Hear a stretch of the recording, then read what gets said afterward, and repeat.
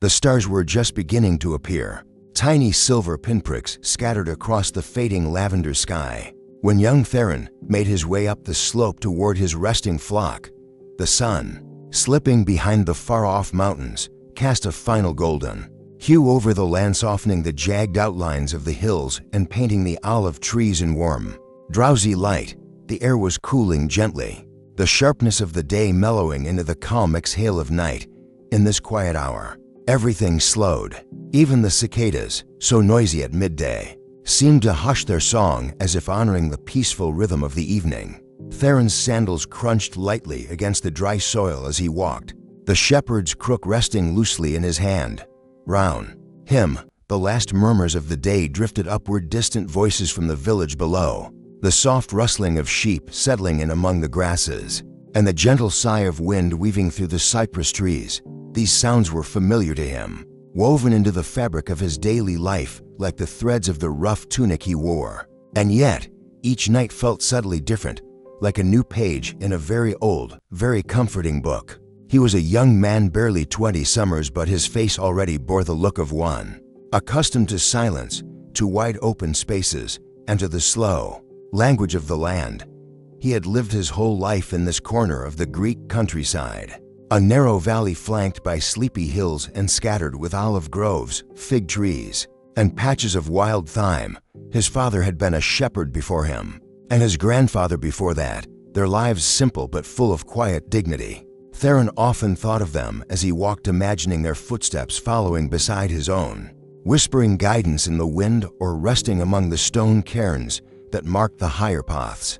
That evening, as he reached the upper ridge where the sheep would rest, the sky deepened into a quiet indigo. The flock had already begun to settle, lying in soft clusters among the grass and stones, their woolly bodies gently rising and falling with breath.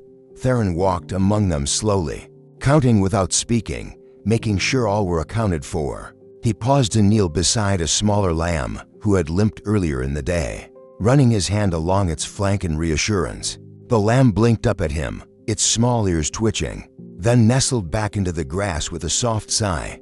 All was well.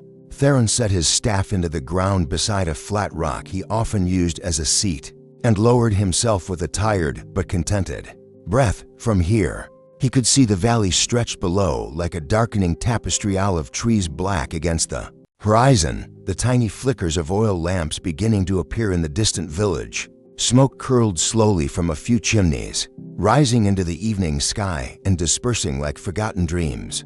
He reached into the small pouch at his side and pulled out a piece of dried fig and a slice of barley bread wrapped in cloth. His dinner was simple but satisfying.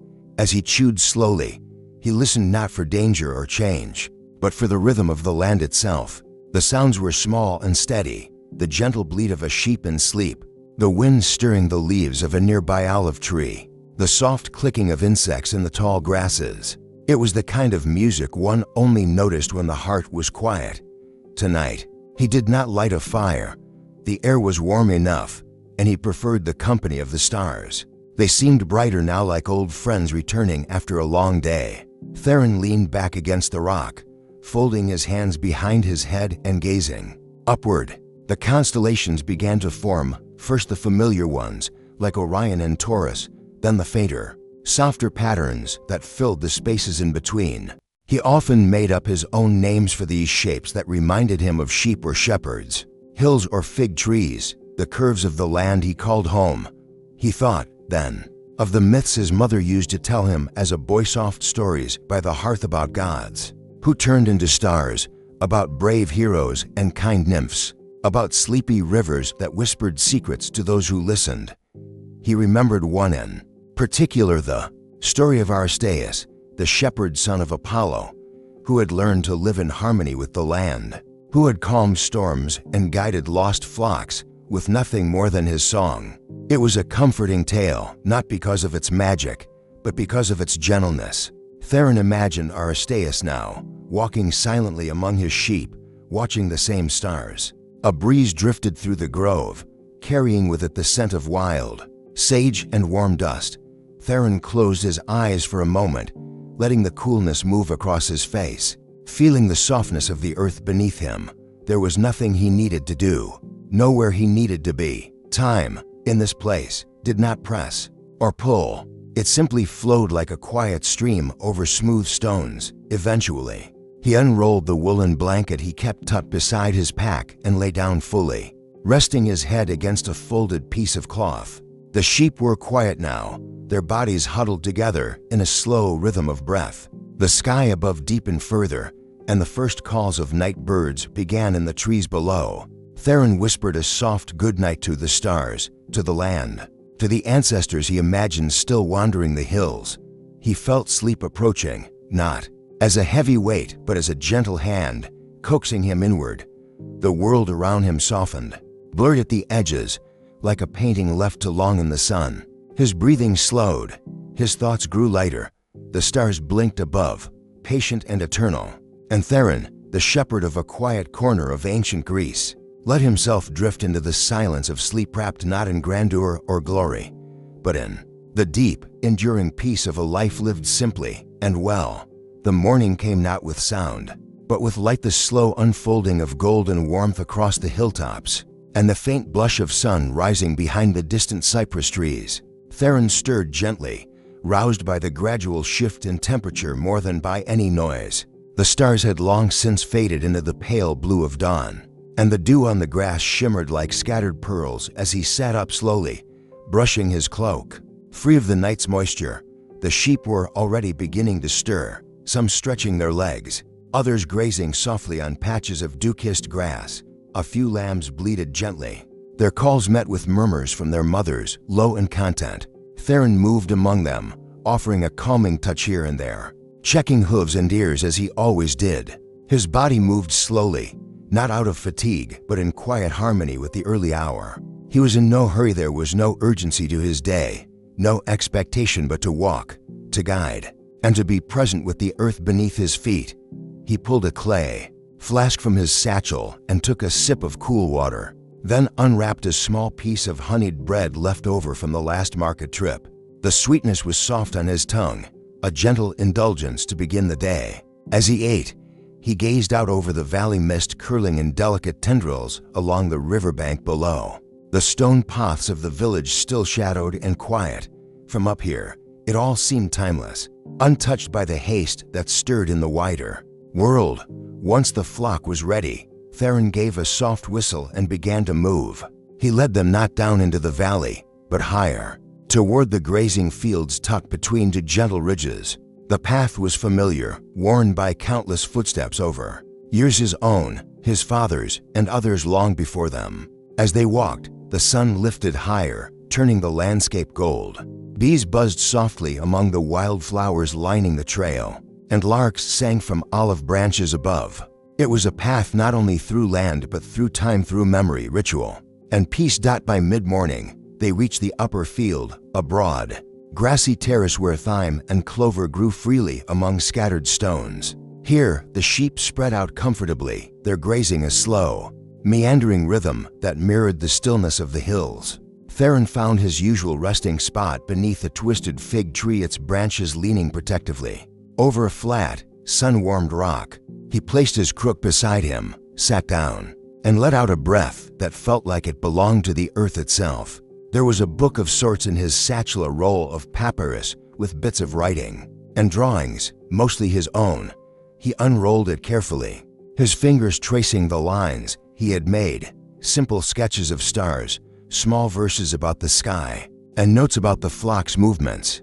It wasn't a book in the formal sense. Theron had never studied in the city or written under the eye of a tutor, but it was his, a slow record of days lived close to the land. One note read, "The sky was clear again today. I think the sheep feel it too." Another, "The stars last night looked like a song waiting to be sung." He smiled, a quiet warmth spreading through his chest. It wasn't poetry for a king, but it was enough for him. He tucked the scroll away and leaned back against the tree, closing his eyes for a moment, just to listen. The sheep grazed contentedly.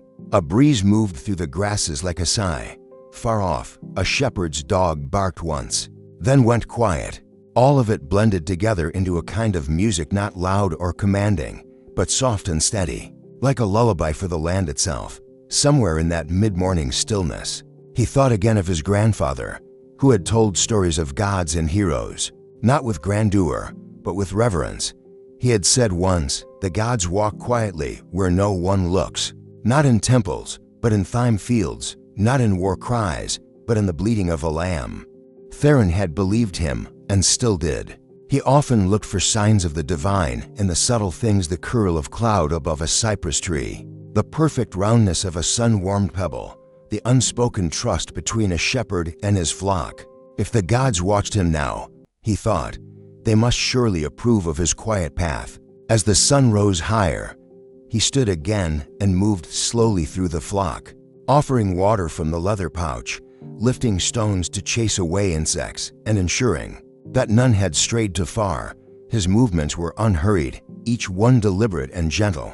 The sheep trusted him, followed his voice, and leaned into his touch like children recognizing their parent. Around midday, he paused by a small stream that flowed quietly through the edge of the field.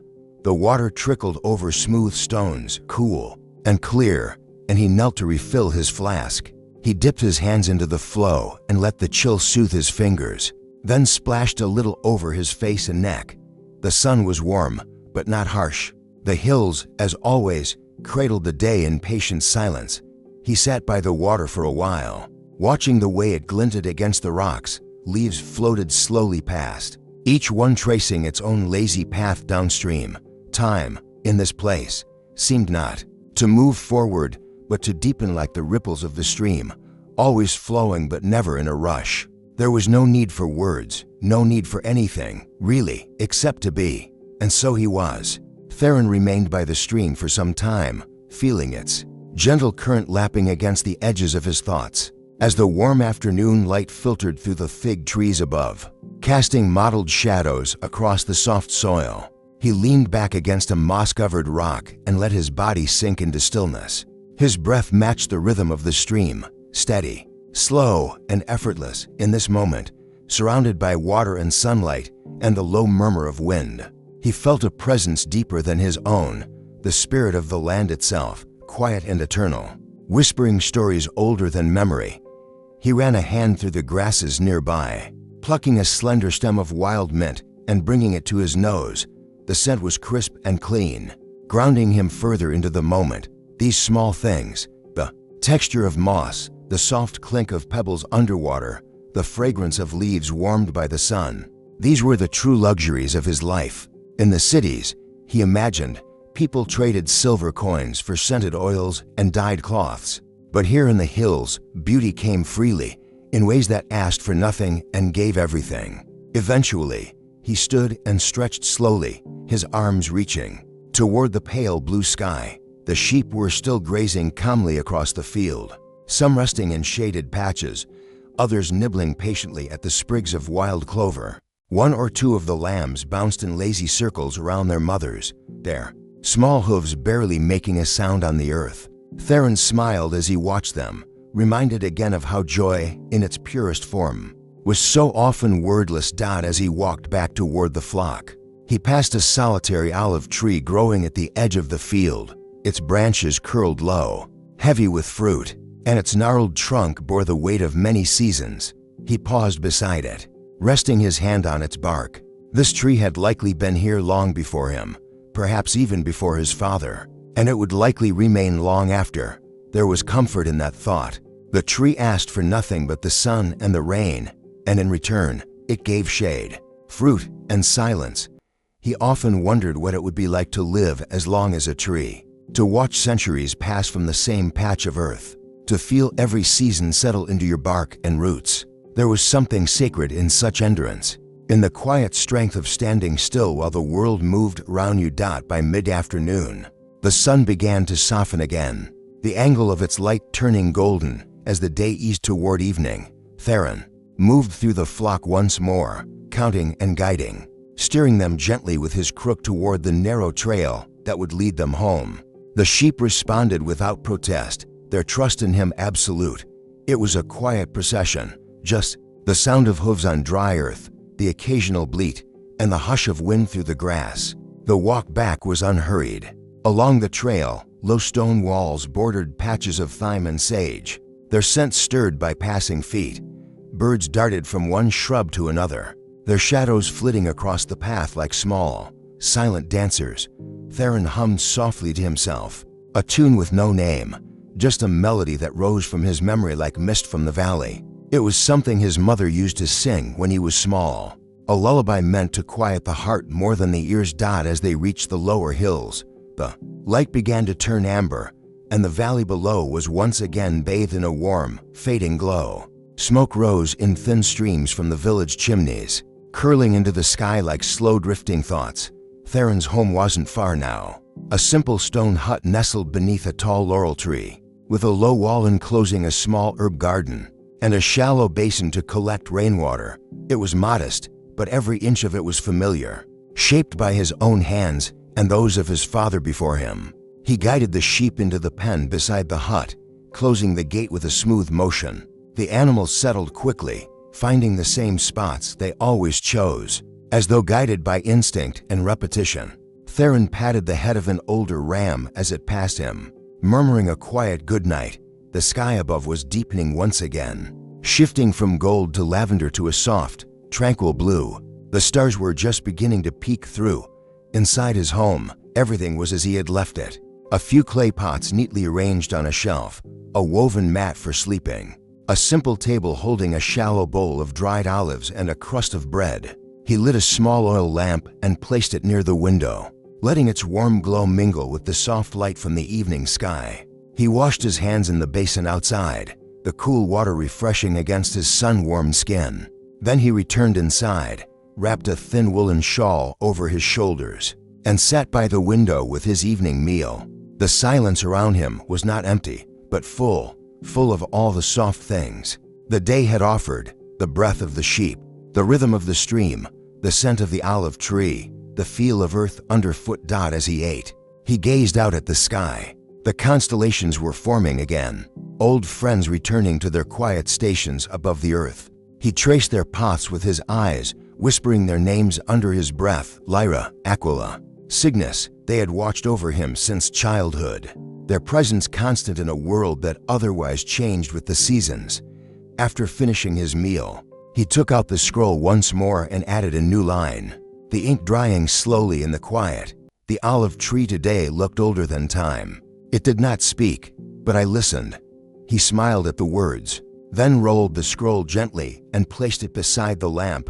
Outside, the sheep had gone still, their bodies resting in the grass, their breathing steady and slow. The night was fully upon him now, not dark or cold, but soft and full of hush. He lay down on his mat, the woolen shawl pulled loosely over him, and let his body sink into the stillness. The wind whispered once through the laurel leaves above, and he imagined it carrying dreams across the hills, slow and quiet and kind. And with that, sleep came, gently, patiently, like the slow closing of a flower at dusk. The following morning unfolded with the same gentle rhythm that Theron had come to cherish. The light entered his home slowly, creeping across the stone floor like a familiar friend easing into conversation. He awoke not to noise or urgency, but to the stillness of morning, the scent of cool air drifting through the open window, and the faint sound of sheep rustling just beyond the walls. It was a quiet kind of awakening, one that did not demand anything of him, but offered instead the soft promise of another day shaped by simplicity. He sat up and stretched, letting the blanket fall around his waist, and listened to the subtle hum of the world outside. A distant bird was singing from the laurel tree. The breeze moved through the leaves like breath through a reed flute. The village below, still sleepy in the morning haze, offered only the occasional clink of pottery or faint call of a rooster. Time was moving, yes, but it was doing so gently, like the flow of honey or the slow rise of steam from a cup of tea. Theron stepped outside and was greeted by the sight of his flock already waking. A few lambs were nudging their mothers for milk, while others stood in the soft light, blinking sleepily. He walked among them in silence, offering a calming hand to any that seemed restless. These quiet moments with the animals before the sun had fully risen, before the day had gathered itself, were often his favorite. There was something sacred in the stillness, in the unspoken connection between man and creature, Once satisfied that the flock was well, he returned inside to prepare his morning meal.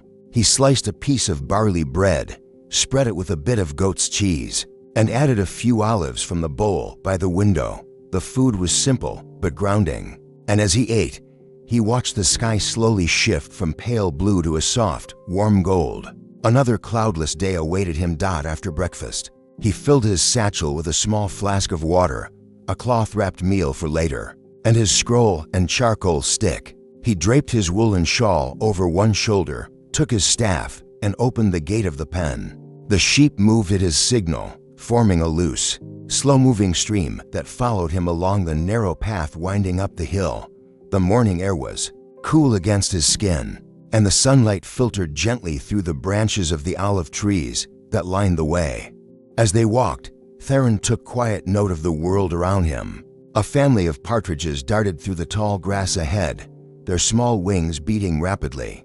Bees buzzed among the blooming thyme, and butterflies flickered like pale petals on the breeze. Every sound, every scent, every fluttering leaf seemed like a soft invitation to remain present, to notice, to breathe, to remember that life's beauty is often found in its smallest corners. By the time they reached the upper fields again, the light had grown warmer, brushing the tops of the hills with golden highlights. Theron let the sheep roam freely across the open space, watching as they spread out with familiarity, knowing which areas held the freshest clover, which stones offered the best shade. He followed at a distance, moving slowly, occasionally picking up a stick or stone that seemed out of place, not because it needed moving, but because the act itself felt like a way of caring for the land, of participating in its quiet order. He returned to his usual resting place beneath the fig tree, settling onto the sun-warmed rock with a satisfied sigh. The tree's leaves fluttered overhead, casting dappled shadows that danced across his legs. From this perch, he could see nearly everything: the flock, the stream below, the faint outlines of the village roofs in the distance, and beyond that, the pale blue line of the sea. It was not a dramatic view, but it was one that whispered peace. Reaching into his satchel, he withdrew the scroll and began to write. His handwriting was slow and uneven, the letters formed with care.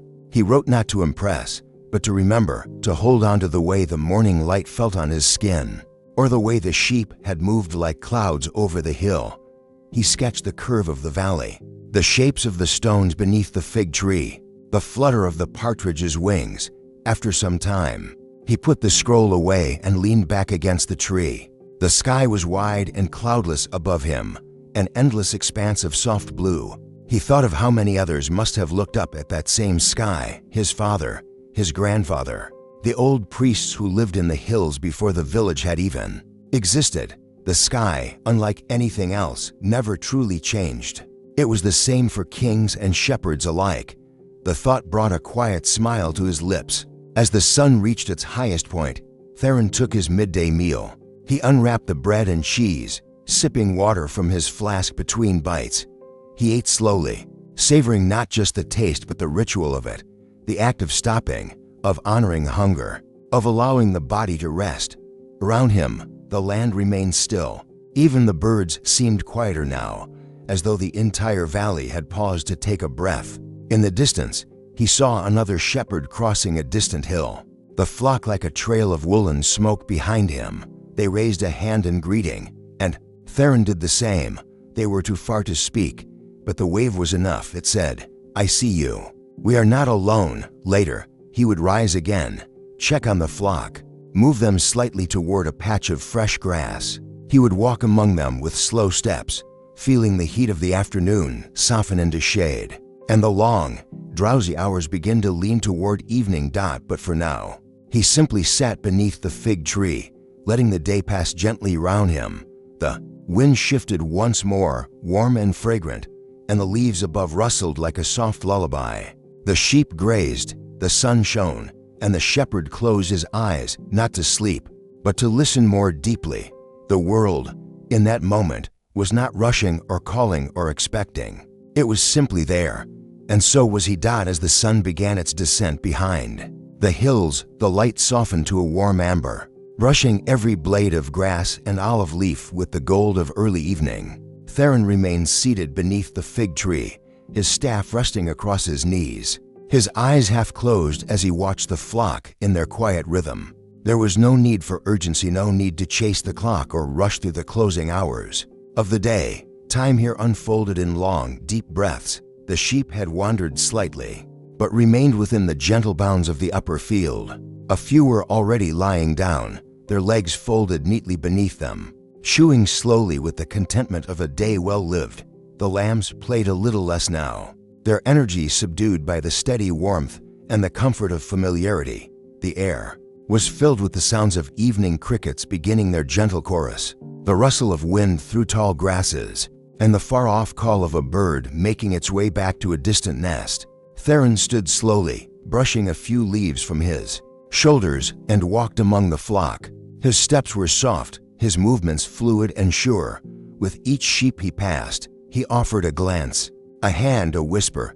He knew them all not just as a group, but individually. He recognized the old ewe with the white spot on her flank, the young ram who always strayed a little too far, the pair of twin lambs that never left each other's side. Their personalities were distinct, and his connection with them was not forged through dominance, but through quiet constancy. As he guided them gently toward the downward path, the sky above him shifted once again from blue to peach, from peach to lavender. The first star made its shy appearance over the eastern ridge, flickering in and out of view like a candle in a breeze.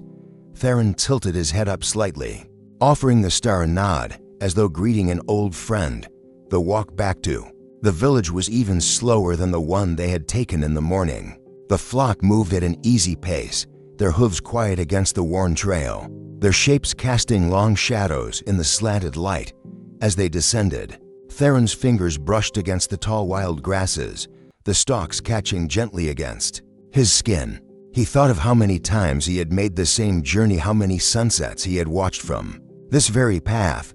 Each one had been different, yet all had left behind the same calm.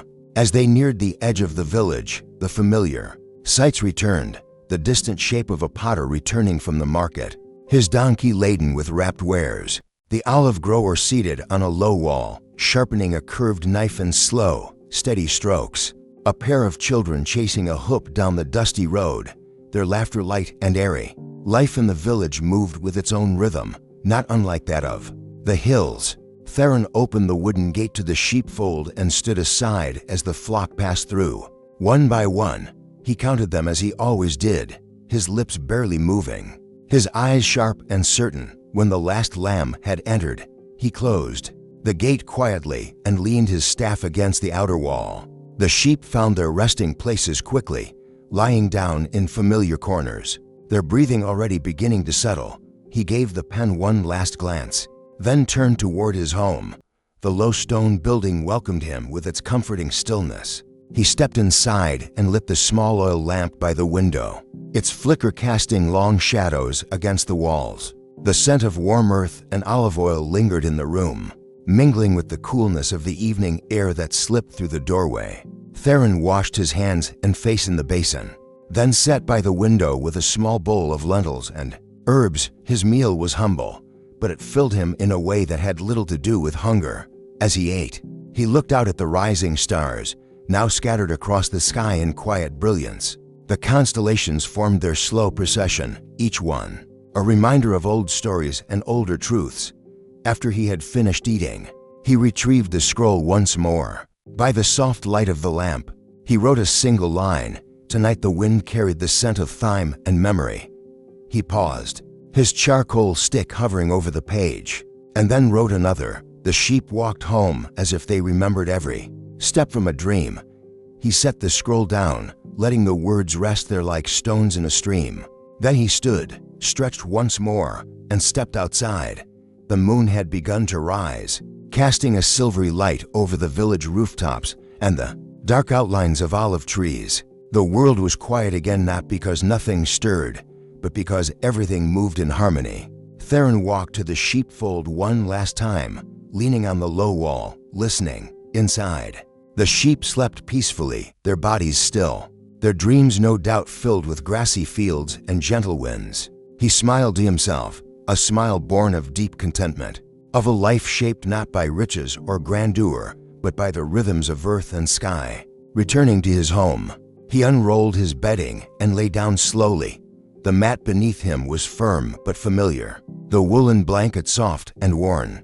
He pulled it over his shoulders and let his eyes drift toward the flickering shadows on the ceiling. There was no need to think of tomorrow, not yet.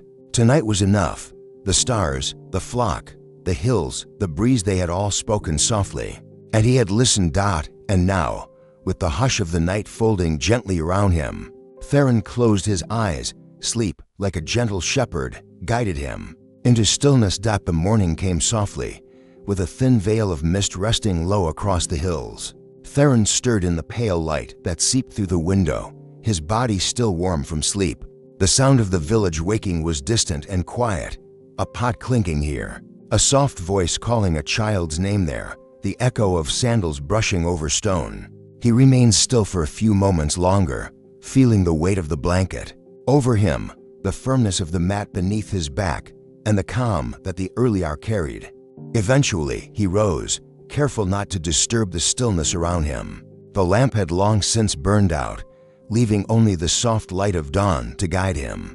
He splashed his face with water from the basin, letting the cold refresh his senses. Outside, a few birds were beginning their morning songs, and a breeze rustled the olive branches just beyond the wall. He stepped out and inhaled deeply. The air was clean, touched with the scent of damp earth and thyme. The sheep stirred as he approached, some standing to greet him with soft bleats, others blinking lazily in the growing light. He opened the gate to let them wander into the lower field beside the pen, giving them time to wake and stretch before the day's walk. Theron returned inside, slicing a piece of barley bread and crumbling a bit of goat's cheese atop it. He ate slowly by the window, his eyes drifting to the hills beyond the village. A faint trail of smoke rose from a distant homestead, likely a neighbor preparing their morning fire. He wondered what they were cooking. Perhaps lentils, perhaps porridge. He liked knowing that others were awake too, each beginning their day in their own quiet rhythm. When the time came, he gathered his satchel and staff, checked his flask, and signaled to the sheep. They responded as they always did, slowly, but willingly, forming their gentle procession behind him. The trail they followed today was an older one, curving through an olive grove that had been growing since long before his birth. The trees, twisted upward like ancient dancers, their bark weathered, their fruit just beginning to ripen. As they walked, Theron's thoughts moved as slowly as his feet. He recalled stories his grandfather used to tell him, stories of gods in disguise, wandering the land as beggars to test the kindness of mortals. He wondered whether any of the strangers he'd met on the trail in years past might have been such gods. There had been an old woman once, cloaked in brown, her voice like dry leaves, who'd asked for water from his flask. He had given it freely, and she had nodded, saying nothing. He hadn't thought much of it at the time, but now, with the memory softened by years, he wondered. The field they reached by mid-morning was one Theron hadn't visited in several weeks. The grass here was longer, the flowers more abundant, little white and yellow blossoms scattered like stars across the ground. The sheep moved into the space with delight, their heads lowering quickly to the feast before them. Theron walked a slow circuit around the edge of the field, checking for holes in the rock wall or signs of wild animals. Finding nothing concerning, he returned to the shade of a nearby pine. He lowered himself onto the ground and leaned back against the trunk, his satchel beside him, his staff resting across his lap. The smell of pine resin filled the air, earthy and sweet. Birds flitted above him, chirping softly, and a lizard darted from one rock to another, its movements quick and silent. Everything around him seemed to exhale in unison, as though the world, like him, was simply content to be. He opened his scroll and began to write again. The sheep walk as if they are returning to something ancient, as though they remember. A path even I do not. He paused and listened to the wind before continuing. The pines whisper secrets I can't quite catch. Perhaps they know stories older than the temples. The act of writing brought him comfort. It anchored the moment, preserving the quiet beauty of the day in words that might someday be read by another. Or perhaps not. Even if no one else ever saw them, the words were a kind of offering, a way of thanking the land for its peace. As noon approached, Theron ate beneath the tree. A few olives, a strip of dried fig, and a small wedge of cheese.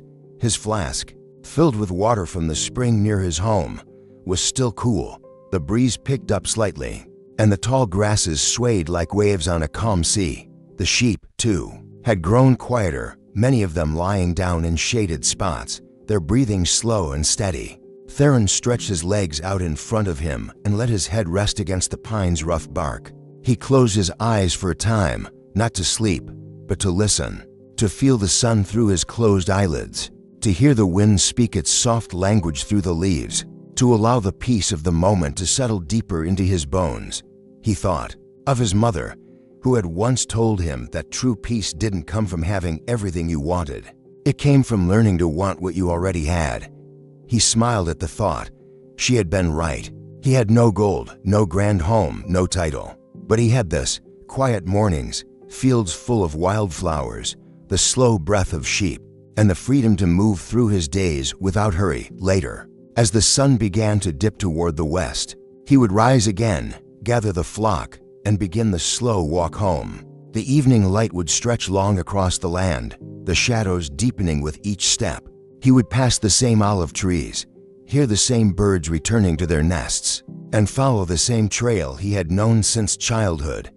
But for now, he stayed beneath the pine, still and content, letting the world unfold around him like the gentle pages of an old, familiar book. The light was tilting now, drifting lazily toward late afternoon, brushing the tips of the grass with a golden hue that made the landscape shimmer softly. Theron opened his eyes slowly beneath the pine tree, feeling the warmth of the sunlight beginning to fade into something cooler, gentler. He stretched his arms and sat upright, brushing a few pine needles from his tunic. The flock remained calm, scattered peacefully across the field, with a few lambs lying in the shade of nearby rocks, their eyes half closed in drowsy comfort.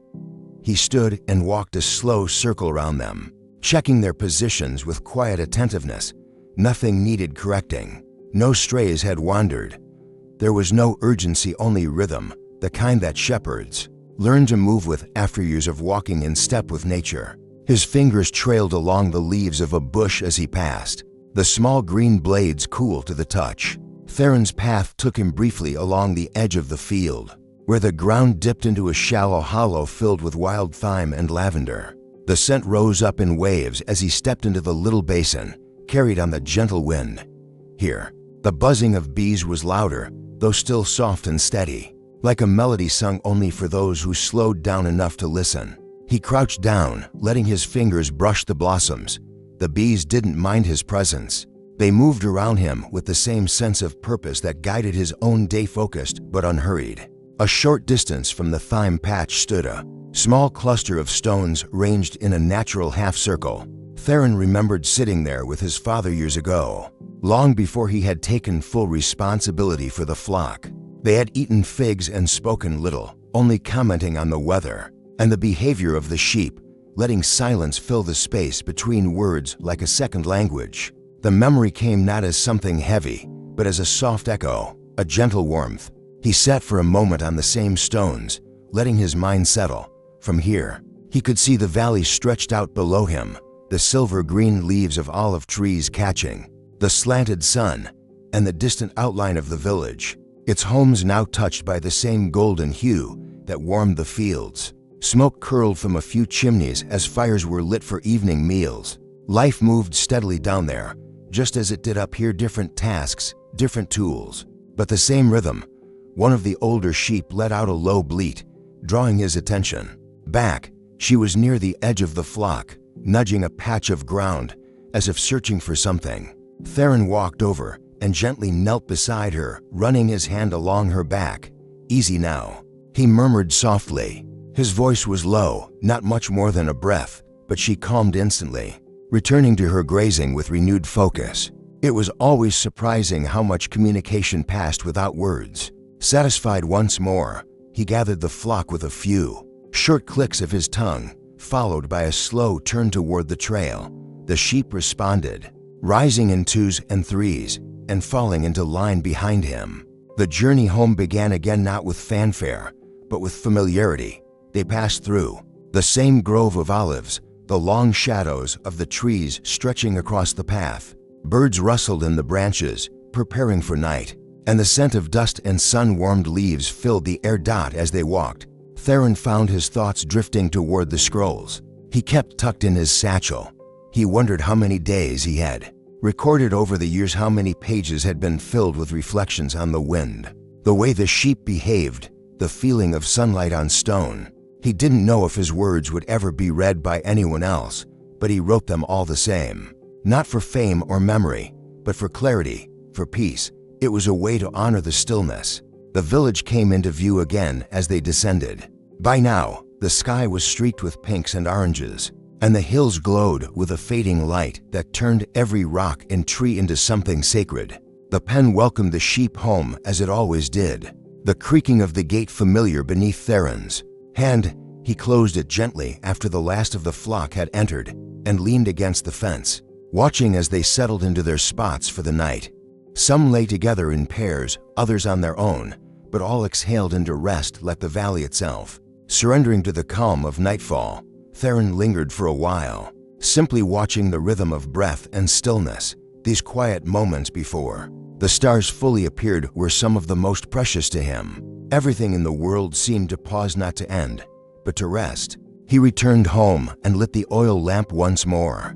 Its glow spilled softly across the walls, warming the small room with golden light.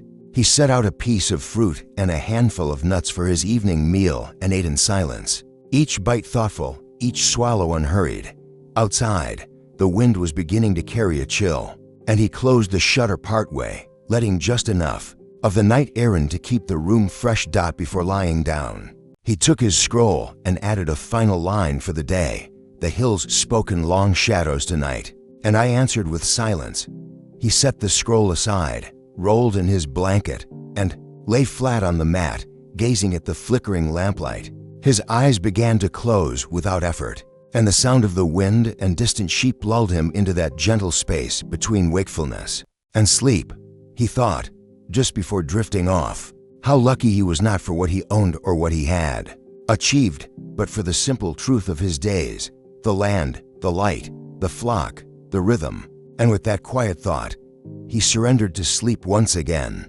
The next morning arrived not with fanfare, but with the soft hush of wind through the cypress trees and the gentle hum of insects beginning their daily dance. Theron awoke slowly, his limbs heavy with rest, his mind still touched by dreams of golden fields and lambs leaping through sunlit meadows. The thin light that seeped in through the shutters painted soft lines across the stone floor, casting the room in a peaceful quiet that mirrored his state of mind. He sat up gradually, stretching his back and shoulders, listening as the day whispered its arrival. There was no urgency in his movements, no alarm, no sudden rush to meet obligations. His life was built around patience, around the seasons and cycles of the land, and he honored them with his pace. Outside, the village had begun to stir. He could hear the soft creak of wagon wheels, the distant clang of a blacksmith's first hammer strike, and the faint murmur of two neighbors exchanging morning greetings. These were not the loud calls of a city or a marketplace, but the familiar, friendly sounds of a small world waking. Theron stepped outside and took a slow breath. The air was still cool with the last of the night's hush, but the sun had already touched the highest hills, promising warmth to come.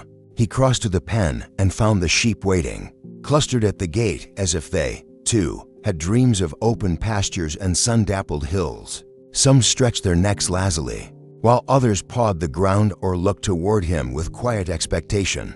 He smiled and opened the gate, letting them drift out into the open space beside the house. While they grazed, he gathered a few things. For the day's journey, a small bundle of dates wrapped in cloth, a flask filled from the cool village spring, and a piece of barley bread stored in a woven pouch. He tucked these into his satchel and slung it over his shoulder, taking his staff with him as he joined the flock again. Today, he decided, they would travel farther, a different path, one they hadn't taken in some weeks. The thought wasn't born from necessity, but from curiosity. The fields beyond the northern ridge had once belonged to a friend of his father, and Theron remembered them as particularly lush, filled with wild herbs and shade trees that swayed gently in the afternoon breeze. He guided the flock slowly through the village edge, past a well-worn trail that curved behind a grove of tall fig trees. The sheep followed without complaint, their hooves soft against the dry earth, their bells lightly chimming in rhythm. A few children waved as he passed, one of them holding a small carved wooden sheep. Grinning as she mimicked the animals, Theron waved back with a smile, tipping his head toward the girl before continuing up the trail. As they ascended the ridge, the view unfolded gradually. The village, nestled in the valley below, looked like a scattering of clay pots, small, warm, and familiar. Smoke drifted lazily from chimney tops, and the rows of olive trees lined the hills like stitches in a finely woven cloth. The higher he climbed, the more distant the noise of the village became, until it faded entirely, replaced by the sound of wind threading through tall grasses and the steady rhythm of the flock's movement.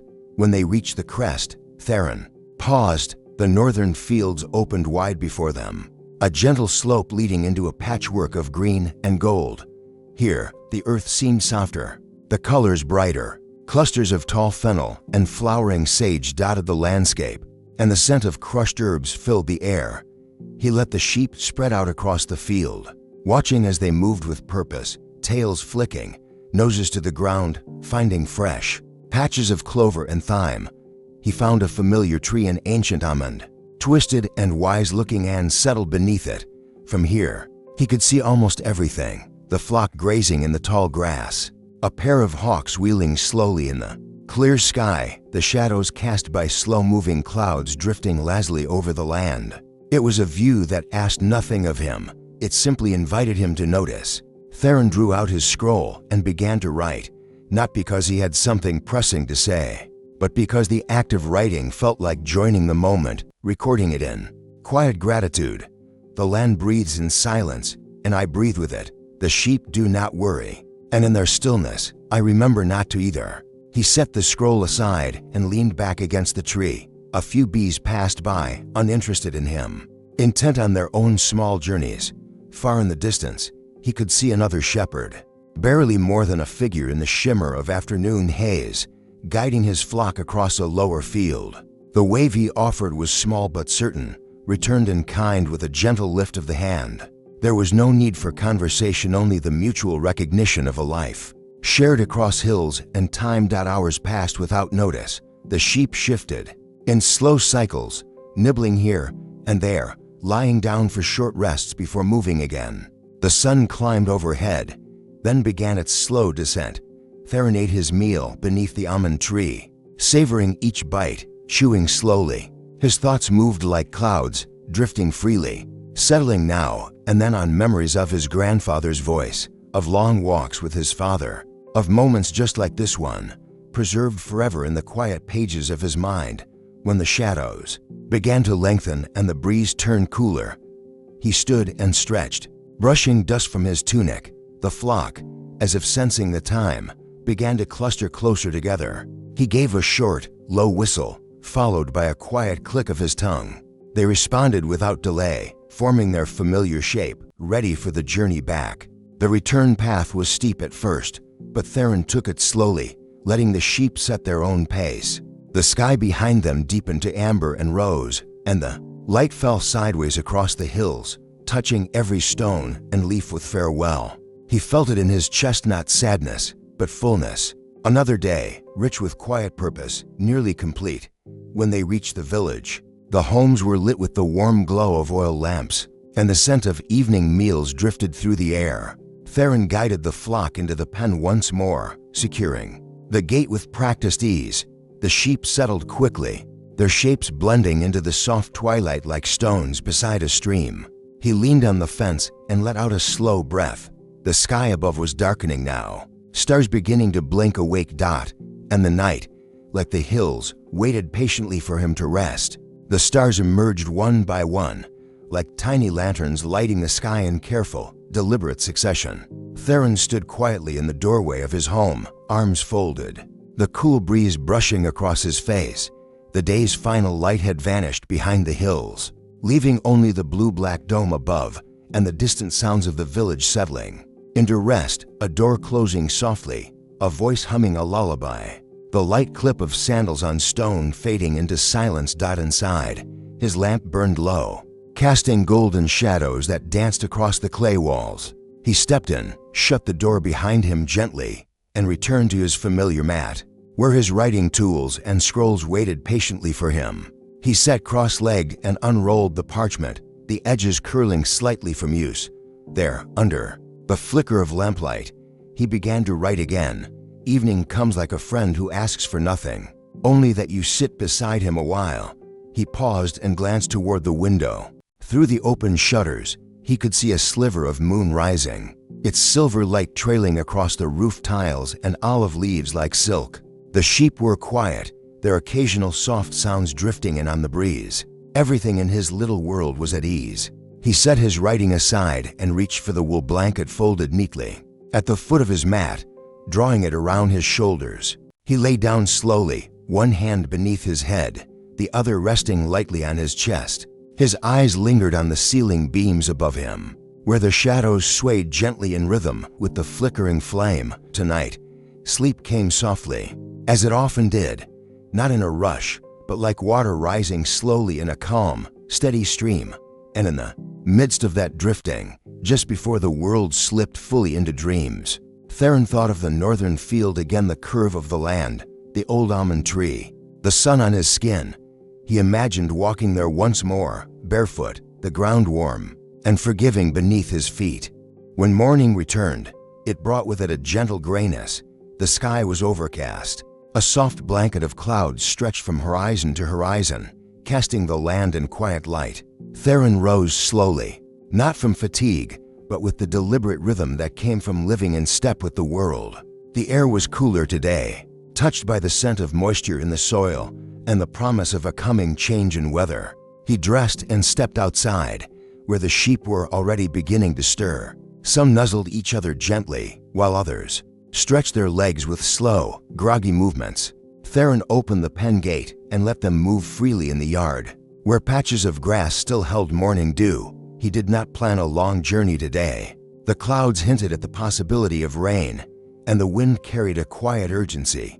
Instead, he led them to a field just beyond the edge of the village, a place not far, but still wide enough to let them wander and graze freely. The ground there was soft and familiar, the grass speckled with small daisies and wild onion. Theron followed them, his steps quiet, his presence more like a shadow among them than a shepherd. He walked with his staff in hand, tapping the ground now and then more out of habit than need. The sheep moved smoothly, unbothered by the grayness above. To them, the world was grass and rhythm, scent and sound. They knew only the present, when they were settled in the field. Theron took his place beneath a fig tree, whose large, lobed leaves rustled gently overhead.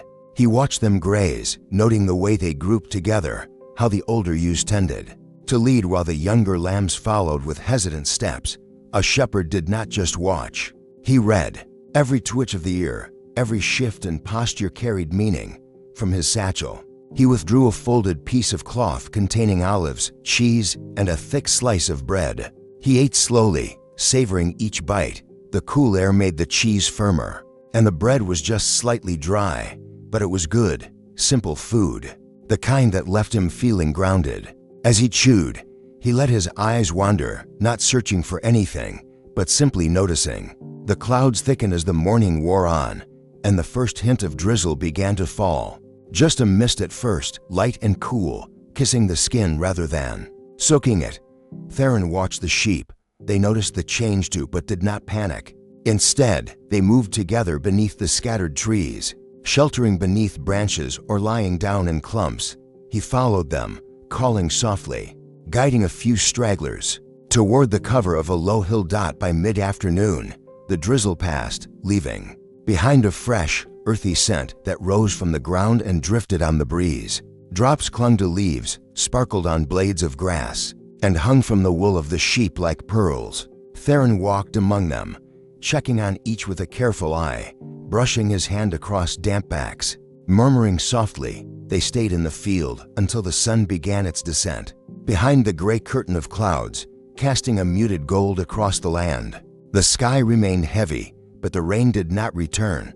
The earth, refreshed, seemed to exhale, and the flock moved more slowly now, full and drowsy from the day's grazing. As they returned to the village, Theron felt the stillness return to his limbs, that deep calm that came not from rest alone, but from alignment, the kind of peace that lives in quiet hours and unnoticed moments. He led the sheep back into the pen, securing the gate with its familiar creak. The village was calm, its homes lit from within, a few voices drifting lazily on the air. He stepped into his own home, removed his sandals, and let the warmth of the space welcome him before sleeping. He wrote once more. Today the sky wept softly, and the earth drank with joy. I did nothing grand, but I was present. That is enough. Then, with a slow breath, he extinguished the lamp and lay down, listening once more to the wind. Outside, the stars returned. The following morning rose with golden light streaming through thinning clouds, their edges glowing like the hems of a god's robe. It was a gentle return to sunshine, the kind that kissed the earth rather than scalded it. And Theron greeted it with a long breath as he stood just outside his door.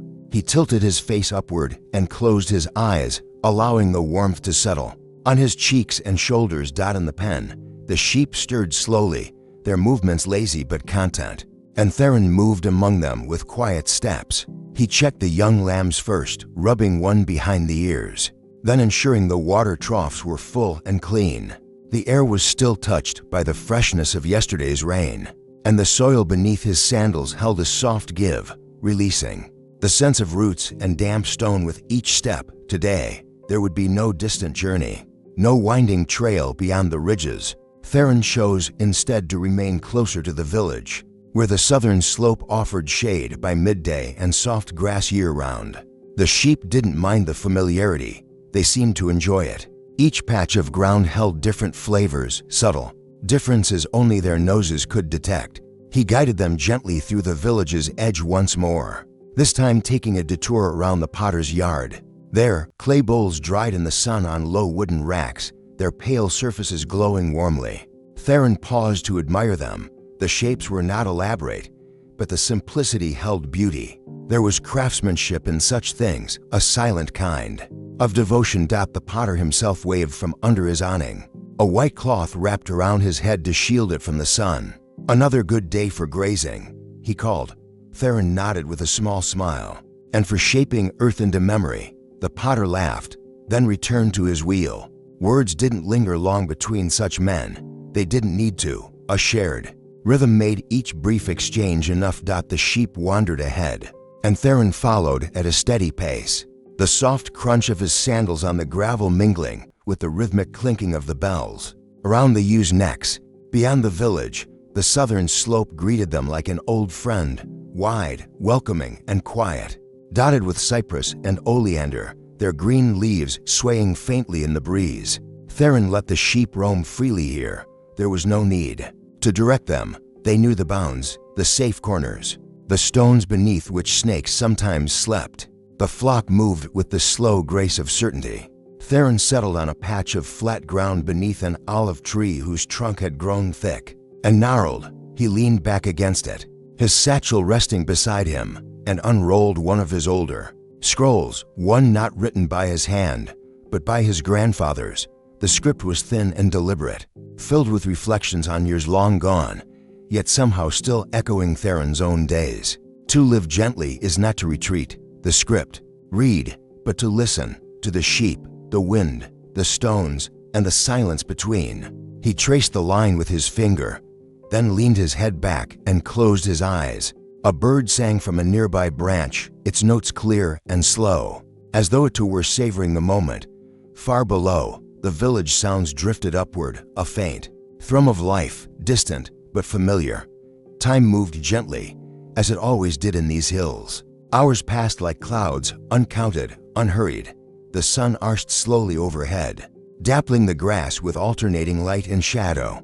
The sheep grazed without tension, some lying down with full bellies, others nibbling on new shoots. A few sparrows hopped playfully between their legs, fearless and small. At one point, Theron spotted a tortoise near the tree line, inching its way along a sun-warmed stone.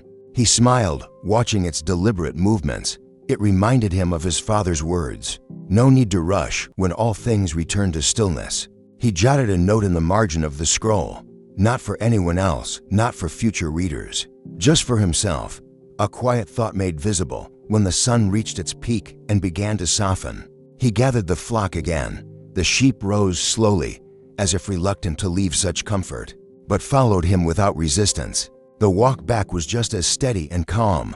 A warm wind pressed against his back, encouraging each step, while a few bees buzzed lazily past, their wings catching the sunlight like glass. Passing back through the village, he stopped for a moment. At the well, where a young boy was lowering a bucket, his arms straining with the rope, Theron stepped beside him and offered a hand. Together, they lifted it with ease. The boy grinned, his thanks shy but sincere. "Is it hard, watching them all day?" he asked, peering at the sheep. Theron smiled softly. "Only if you don't like silence." The boy nodded, not quite understanding, but sensing the meaning all the same. He ran off with the water sloshing in a small jar, leaving Theron to continue his path home. At the pen, the sheep settled easily.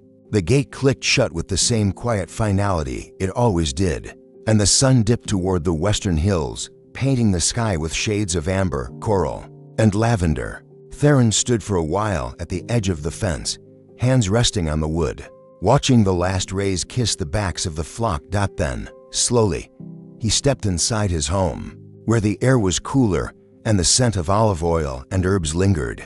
From the meal he had prepared the night before, he lit the lamp, its flame catching quickly, casting gentle halos against the walls. Before lying down, he wrote, "The slope held our day, like cupped hands around water. Nothing spilled, nothing rushed, only carried, gently, from beginning to end." He set the scroll beside him and slipped beneath the blanket, turning once, then stilling. Outside, the cicadas sang, and the stars blinked awake.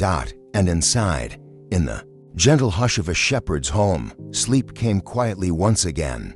The next day arrived wrapped in a pale gold mist, the kind that settled low over the earth and blurred the edges of things, the stone path, the garden wall.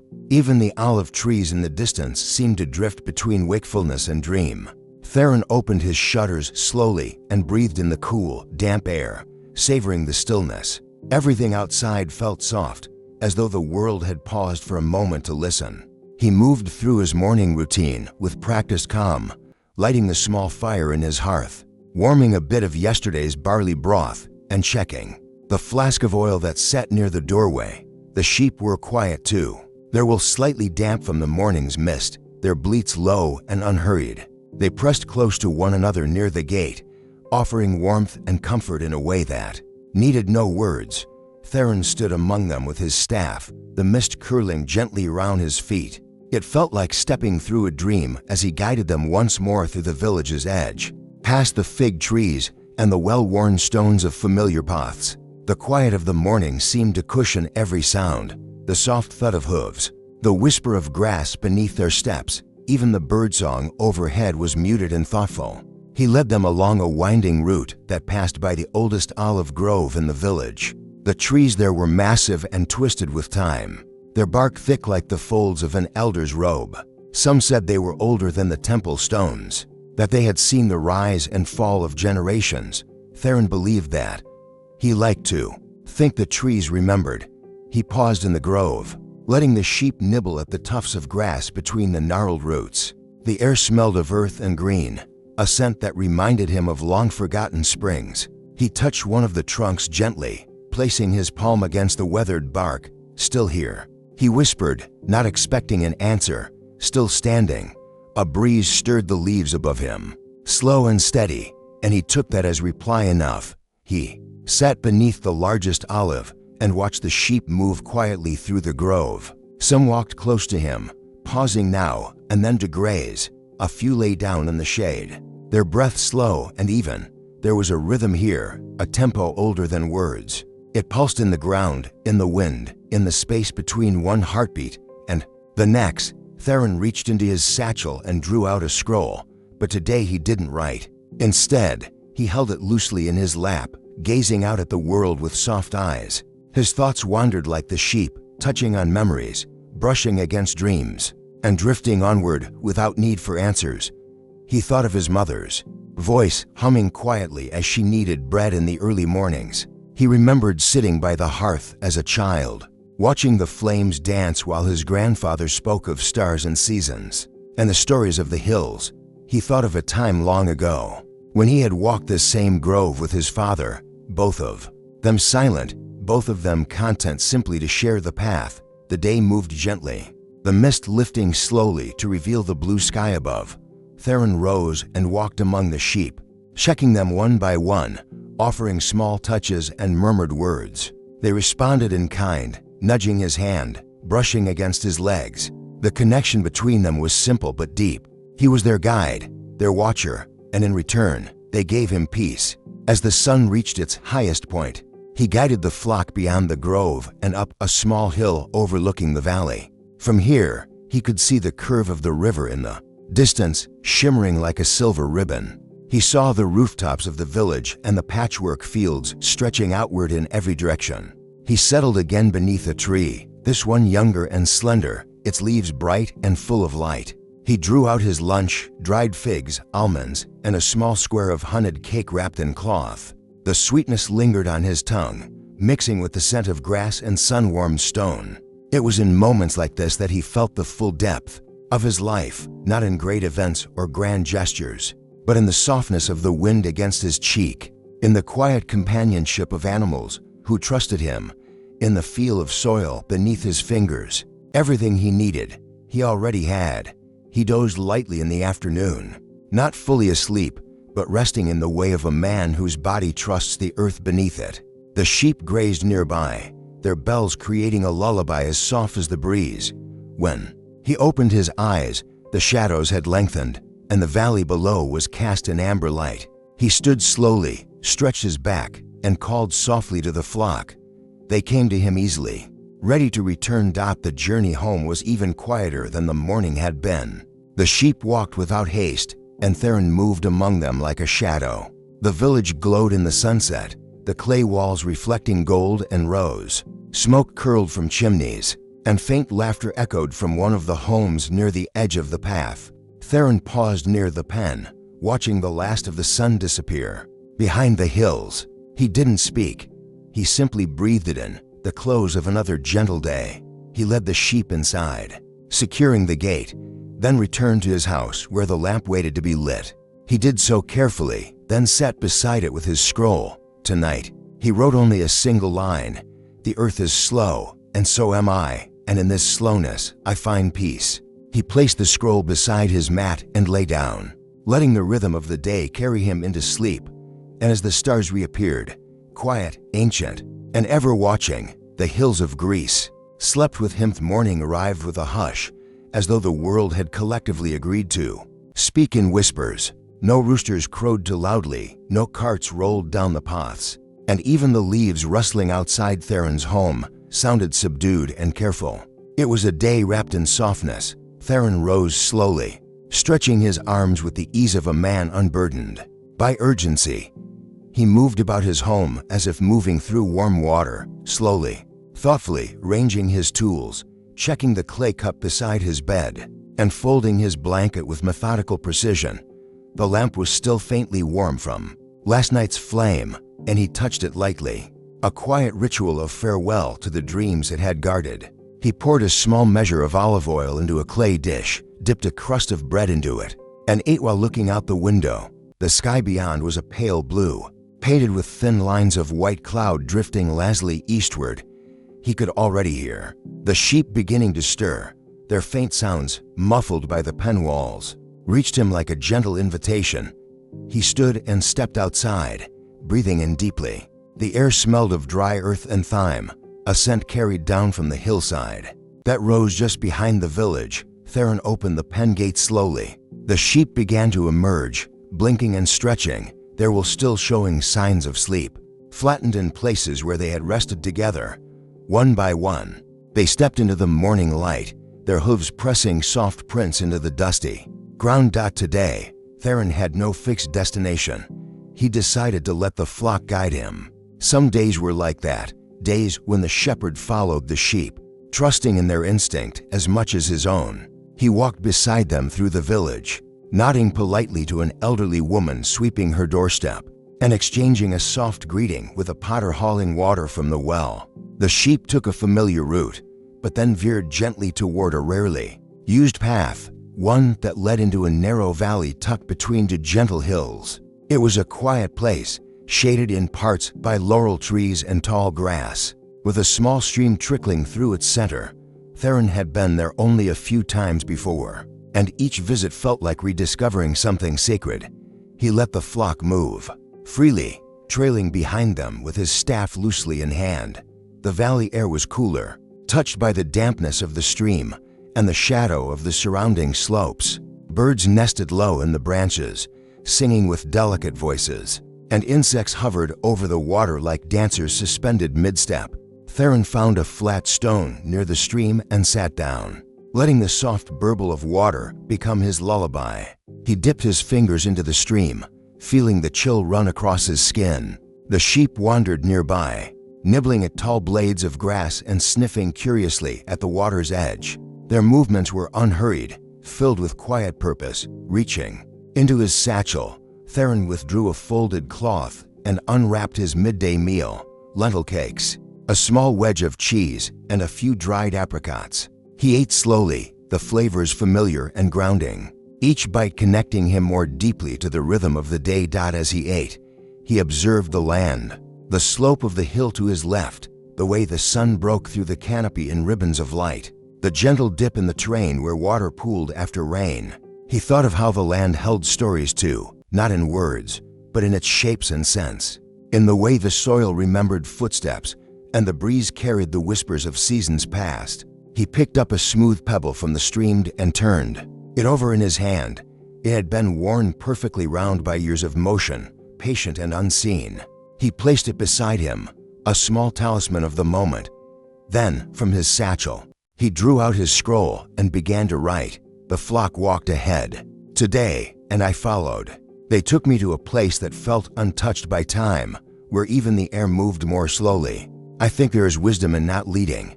He paused and let the scroll rest on his knee. Gazing upward through the trees, a hawk circled far above, tracing wide arcs across the sky. The sheep were still content, their bellies full, their ears flicking at the occasional fly. By mid-afternoon, the light had shifted, warming the valley in a golden glow. Theron stood, stretched again, and gently herded the flock back toward the village. The path was narrow but well-worn, and the walk back was filled with soft sounds. The brushing of leaves, the occasional bleat, the faint whistle of wind through stones. When they reached the village, a group of children ran past, laughing and chasing one another, their sandals kicking up tiny clouds of dust. One stopped and waved. "Did the sheep learn anything today?" he called out with a grin. Theron smiled. "They learned the water is still cold." The child laughed and ran off to join the others.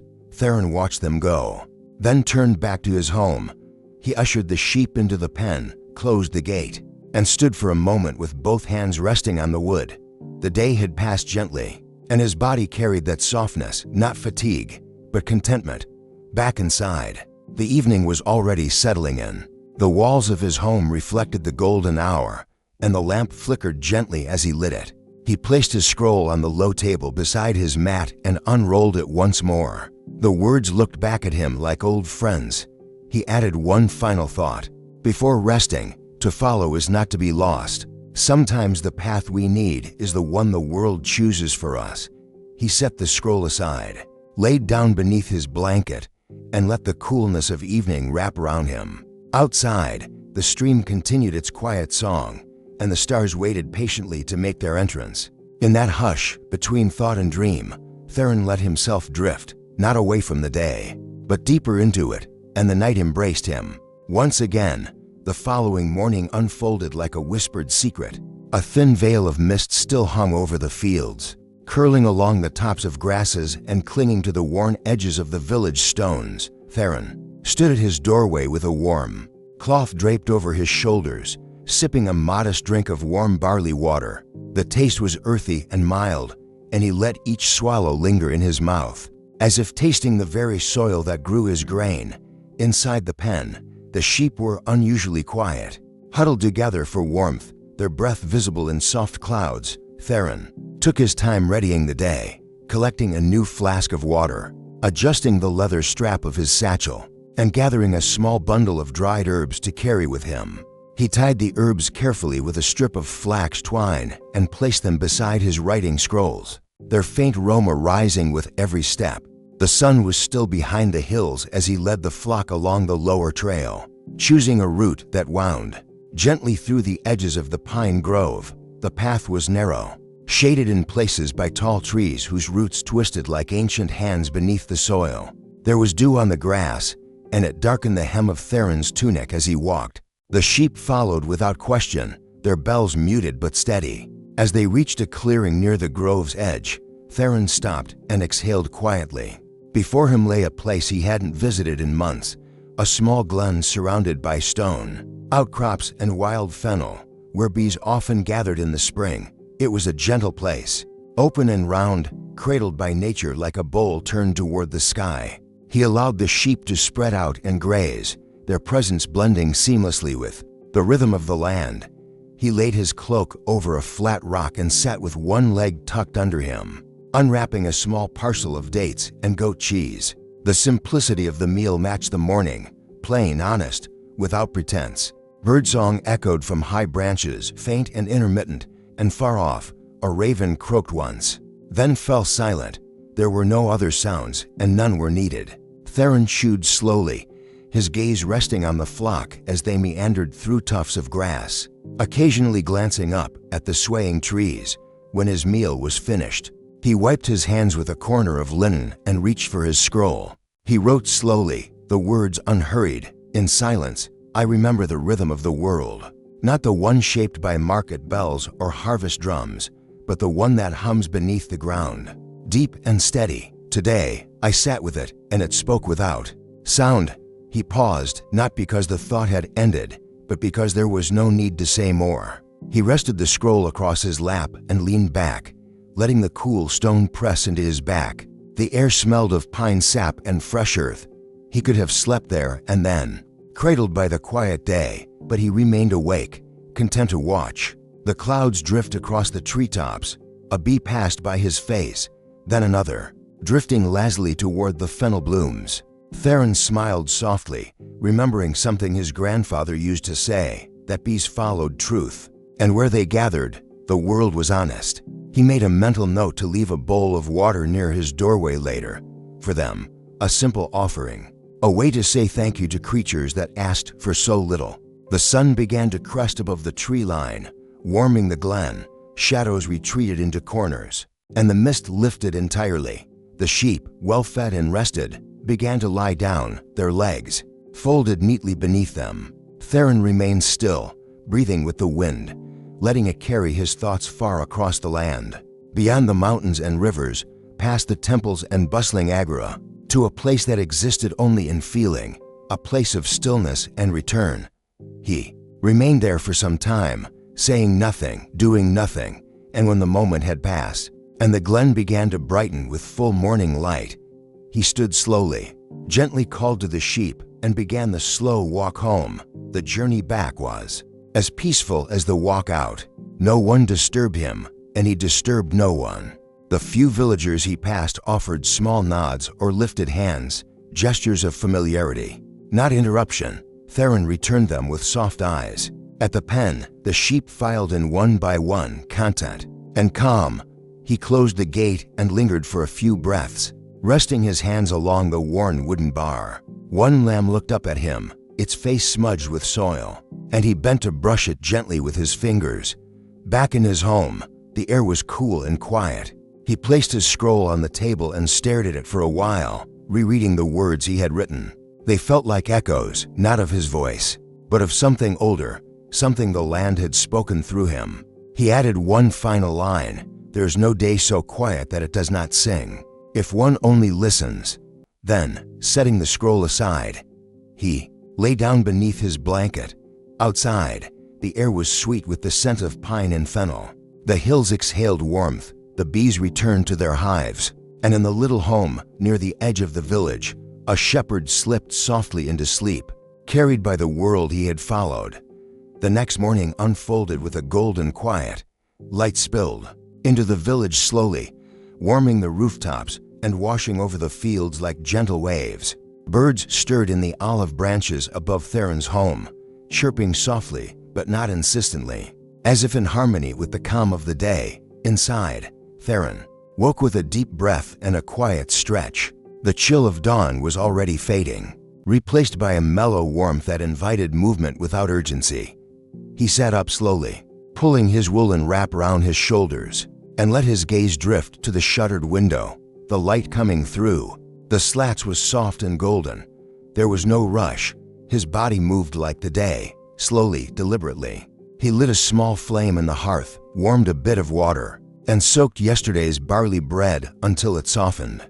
A touch of honey from his last jar made the meal just sweet enough to stir pleasant memories, ones that didn't intrude, but simply appeared and faded like the morning fog outside. The sheep were already stirring. Theron could hear them shifting, nudging one another softly, waiting for the rhythm of the day to begin. He finished his meal, wrapped his shoulders again, and stepped out into the light. The pen door creaked as he opened it. The sheep ambled out, one by one, heads down, tails flicking lazily. Their movement was fluid and familiar, a dance he knew by heart. Theron walked beside them, guiding them through the quiet village lanes, nodding to a neighbor who sat spinning flax on her doorstep. Today, he took them along the river path. The river Creos was not deep, but it was constant. It flowed past the base of the hills and cut through the valley like a silver thread, always humming its soft, eternal song. Theron liked to walk there when his thoughts were many, not to silence them, but to listen more carefully. The sheep moved easily along the path, content with the green tufts near the banks and the occasional flowering plant. Theron found a shaded spot beneath a willow tree and lowered himself onto the grass. The tree arched gracefully over him, its thin branches draping down like strands of hair. They swayed gently in the breeze, making a sound that was part rustle, part whisper. He pulled his writing scroll from his satchel, but instead of writing immediately, he rested it across his knees. His eyes watched the water. It flowed as it always had, never hurried, never still. A leaf floated by, spinning slowly, then drifted out of sight. Time passed without notice. Finally, he wrote, "The river does not hurry, yet it moves without fail. There is a wisdom in its patience. Today I sit beside it, not asking questions, only learning to flow." He paused, touching the edge of the scroll lightly with his fingers. The wind stirred the willow leaves again, and a few fell, spinning gently to the ground. He left them where they landed. Round midday, he opened his food cloth and ate slowly, a handful of olives, a wedge of barley cake, and slices of dried fig. Each flavor was familiar, like the notes of an old song, and he savored them with care. By mid-afternoon, the light had shifted, warming the valley in a golden glow. Theron stood, stretched again, and gently herded the flock back toward the village. The path was narrow but well-worn, and the walk back was filled with soft sounds. The brushing of leaves, the occasional bleat, the faint whistle of wind through stones. When they reached the village, a group of children ran past, laughing and chasing one another, their sandals kicking up tiny clouds of dust. One stopped and waved. "Did the sheep learn anything today?" he called out with a grin. Theron smiled. "They learned the water is still cold." The child laughed and ran off to join the others. Theron watched them go, then turned back to his home. He ushered the sheep into the pen, closed the gate, and stood for a moment with both hands resting on the wood. The day had passed gently, and his body carried that softness, not fatigue, but contentment. Back inside, the evening was already settling in. The walls of his home reflected the golden hour, and the lamp flickered gently as he lit it. He placed his scroll on the low table beside his mat and unrolled it once more. The words looked back at him like old friends. He added one final thought. Before resting, to follow is not to be lost. Sometimes the path we need is the one the world chooses for us. He set the scroll aside, laid down beneath his blanket, and let the coolness of evening wrap around him.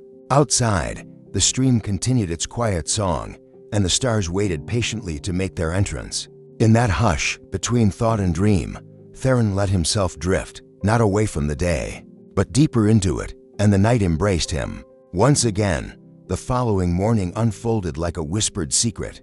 A thin veil of mist still hung over the fields, curling along the tops of grasses and clinging to the worn edges of the village stones. Theron stood at his doorway with a warm cloth draped over his shoulders, sipping a modest drink of warm barley water. The taste was earthy and mild, and he let each swallow linger in his mouth, as if tasting the very soil that grew his grain. Inside the pen, the sheep were unusually quiet, huddled together for warmth, their breath visible in soft clouds. Theron took his time readying the day, collecting a new flask of water, adjusting the leather strap of his satchel, and gathering a small bundle of dried herbs to carry with him. He tied the herbs carefully with a strip of flax twine and placed them beside his writing scrolls, their faint aroma rising with every step. The sun was still behind the hills as he led the flock along the lower trail, choosing a route that wound gently through the edges of the pine grove. The path was narrow, shaded in places by tall trees whose roots twisted like ancient hands beneath the soil. There was dew on the grass, and it darkened the hem of Theron's tunic as he walked. The sheep followed without question, their bells muted but steady. As they reached a clearing near the grove's edge, Theron stopped and exhaled quietly. Before him lay a place he hadn't visited in months, a small glen surrounded by stone outcrops and wild fennel, where bees often gathered in the spring. It was a gentle place, open and round, cradled by nature like a bowl turned toward the sky. He allowed the sheep to spread out and graze, their presence blending seamlessly with the rhythm of the land. He laid his cloak over a flat rock and sat with one leg tucked under him, unwrapping a small parcel of dates and goat cheese. The simplicity of the meal matched the morning, plain, honest, without pretense. Birdsong echoed from high branches, faint and intermittent, and far off, a raven croaked once, then fell silent. There were no other sounds, and none were needed. Theron chewed slowly, his gaze resting on the flock as they meandered through tufts of grass, occasionally glancing up at the swaying trees. When his meal was finished, he wiped his hands with a corner of linen and reached for his scroll. He wrote slowly, the words unhurried. In silence, I remember the rhythm of the world, not the one shaped by market bells or harvest drums, but the one that hums beneath the ground, deep and steady. Today, I sat with it, and it spoke without sound. He paused, not because the thought had ended, but because there was no need to say more. He rested the scroll across his lap and leaned back, letting the cool stone press into his back. The air smelled of pine sap and fresh earth. He could have slept there and then, cradled by the quiet day, but he remained awake, content to watch the clouds drift across the treetops. A bee passed by his face, then another, drifting lazily toward the fennel blooms. Theron smiled softly, remembering something his grandfather used to say, that bees followed truth, and where they gathered, the world was honest. He made a mental note to leave a bowl of water near his doorway later. For them, a simple offering, a way to say thank you to creatures that asked for so little. The sun began to crest above the tree line, warming the glen. Shadows retreated into corners, and the mist lifted entirely. The sheep, well fed and rested, began to lie down, their legs folded neatly beneath them. Theron remained still, breathing with the wind, letting it carry his thoughts far across the land, beyond the mountains and rivers, past the temples and bustling agora, to a place that existed only in feeling, a place of stillness and return. He remained there for some time, saying nothing, doing nothing, and when the moment had passed, and the glen began to brighten with full morning light, he stood slowly, gently called to the sheep, and began the slow walk home. The journey back was as peaceful as the walk out. No one disturbed him, and he disturbed no one. The few villagers he passed offered small nods or lifted hands, gestures of familiarity, not interruption. Theron returned them with soft eyes. At the pen, The sheep filed in one by one, content and calm. He closed the gate and lingered for a few breaths, resting his hands along the worn wooden bar. One lamb looked up at him, its face smudged with soil, and he bent to brush it gently with his fingers. Back in his home, the air was cool and quiet. He placed his scroll on the table and stared at it for a while, rereading the words he had written. They felt like echoes, not of his voice, but of something older, something the land had spoken through him. He added one final line: "There's no day so quiet that it does not sing, if one only listens." Then, setting the scroll aside, he lay down beneath his blanket. Outside, the air was sweet with the scent of pine and fennel. The hills exhaled warmth, the bees returned to their hives, and in the little home near the edge of the village, a shepherd slipped softly into sleep, carried by the world he had followed. The next morning unfolded with a golden quiet. Light spilled into the village slowly, warming the rooftops and washing over the fields like gentle waves. Birds stirred in the olive branches above Theron's home, chirping softly but not insistently, as if in harmony with the calm of the day. Inside, Theron woke with a deep breath and a quiet stretch. The chill of dawn was already fading, replaced by a mellow warmth that invited movement without urgency. He sat up slowly, pulling his woolen wrap around his shoulders, and let his gaze drift to the shuttered window. The light coming through the slats was soft and golden. There was no rush. His body moved like the day, slowly, deliberately. He lit a small flame in the hearth, warmed a bit of water, and soaked yesterday's barley bread until it softened. A touch of honey from his last jar made the meal just sweet enough to stir pleasant memories, ones that didn't intrude, but simply appeared and faded like the morning fog outside. The sheep were already stirring. Theron could hear them shifting, nudging one another softly, waiting for the rhythm of the day to begin. He finished his meal, wrapped his shoulders again, and stepped out into the light. The pen door creaked as he opened it. The sheep ambled out, one by one, heads down, tails flicking lazily. Their movement was fluid and familiar, a dance he knew by heart. Theron walked beside them, guiding them through the quiet village lanes, nodding to a neighbor who sat spinning flax on her doorstep. Today, he took them along the river path. The river Creos was not deep, but it was constant. It flowed past the base of the hills and cut through the valley like a silver thread, always humming its soft, eternal song. Theron liked to walk there when his thoughts were many, not to silence them, but to listen more carefully. The sheep moved easily along the path, content with the green tufts near the banks and the occasional flowering plant. Theron found a shaded spot beneath a willow tree and lowered himself onto the grass. The tree arched gracefully over him, its thin branches draping down like strands of hair. They swayed gently in the breeze, making a sound that was part rustle, part whisper. He pulled his writing scroll from his satchel, but instead of writing immediately, he rested it across his knees. His eyes watched the water. It flowed as it always had, never hurried, never still. A leaf floated by, spinning slowly, then drifted out of sight. Time passed without notice. Finally, he wrote, "The river does not hurry, yet it moves without fail. There is a wisdom in its patience. Today I sit beside it, not asking questions, only learning to flow."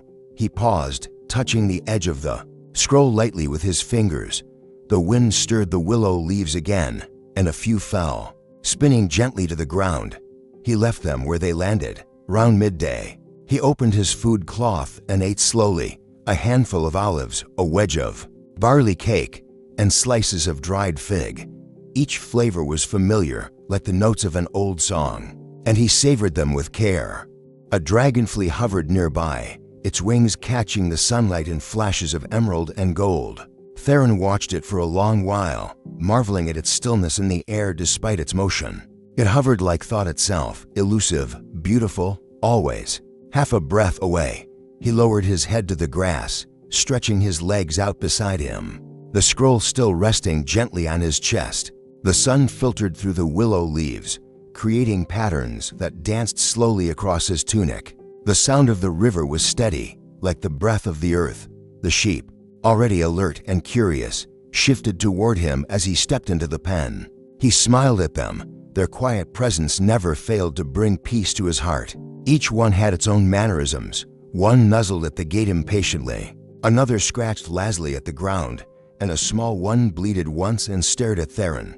With its head tilted. Today, he chose the northern trail, a path he rarely took. It led through olive groves, winding up toward the hills and past the ruins of an old temple that time had long forgotten. He hadn't been there in months, not because it was far, but because the place carried a kind of stillness that was heavier than most. It was not sadness. Exactly, more like reverence. As if the stones themselves remembered things. The sheep moved along the path with steady confidence.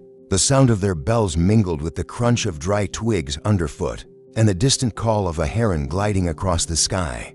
As they reached the first rows of olive trees, Theron looked up into the twisted branches. The fruit was still small, but the leaves shimmered silver in the light, a living canopy above him. The air smelled of dry earth, wild oregano, and sun-warmed bark. The silence here was deeper than in the valleys. It was not empty, but filled with unseen things, memories in stone. Old prayers caught between the roots, whispers that clung to the bark. They passed an abandoned well, half covered with vines. Theron paused there, resting his hand on the rim. He looked down into the darkness, not expecting to see water, but drawn by the echo of its former life. He stood like that for a few moments, lost in thought, before continuing on. The ruined temple came into view gradually, first a single standing column, then a set of stone steps worn smooth by time, and finally, the scattered remnants of walls, each bearing the marks of chisel and weather. Theron led the sheep into the nearby meadow, letting them graze freely on the tufts of grass that grew between the rocks. He walked toward the center of the ruins, stepping carefully between broken flagstones and mossy carvings. At the heart of the site stood the old altar, low, cracked, but still whole. He brushed a few leaves from its surface and sat beside it. Pulling his scroll and pen from his satchel, he didn't write immediately. His gaze lingered on the altar, the stones, the faint lines of words once etched deep, but now softened by centuries. He placed a small bundle of thyme on the altar, a simple offering, and then finally let the pen touch the scroll. The gods no longer need words. Carved in stone, they listen in the wind and in the footsteps of sheep.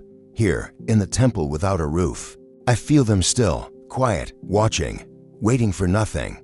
He paused, letting the ink dry. The sheep moved gently in the meadow, their presence as respectful as his own. A soft gust of wind rustled through the ruins, stirring old leaves and bringing with it the scent of wild mint.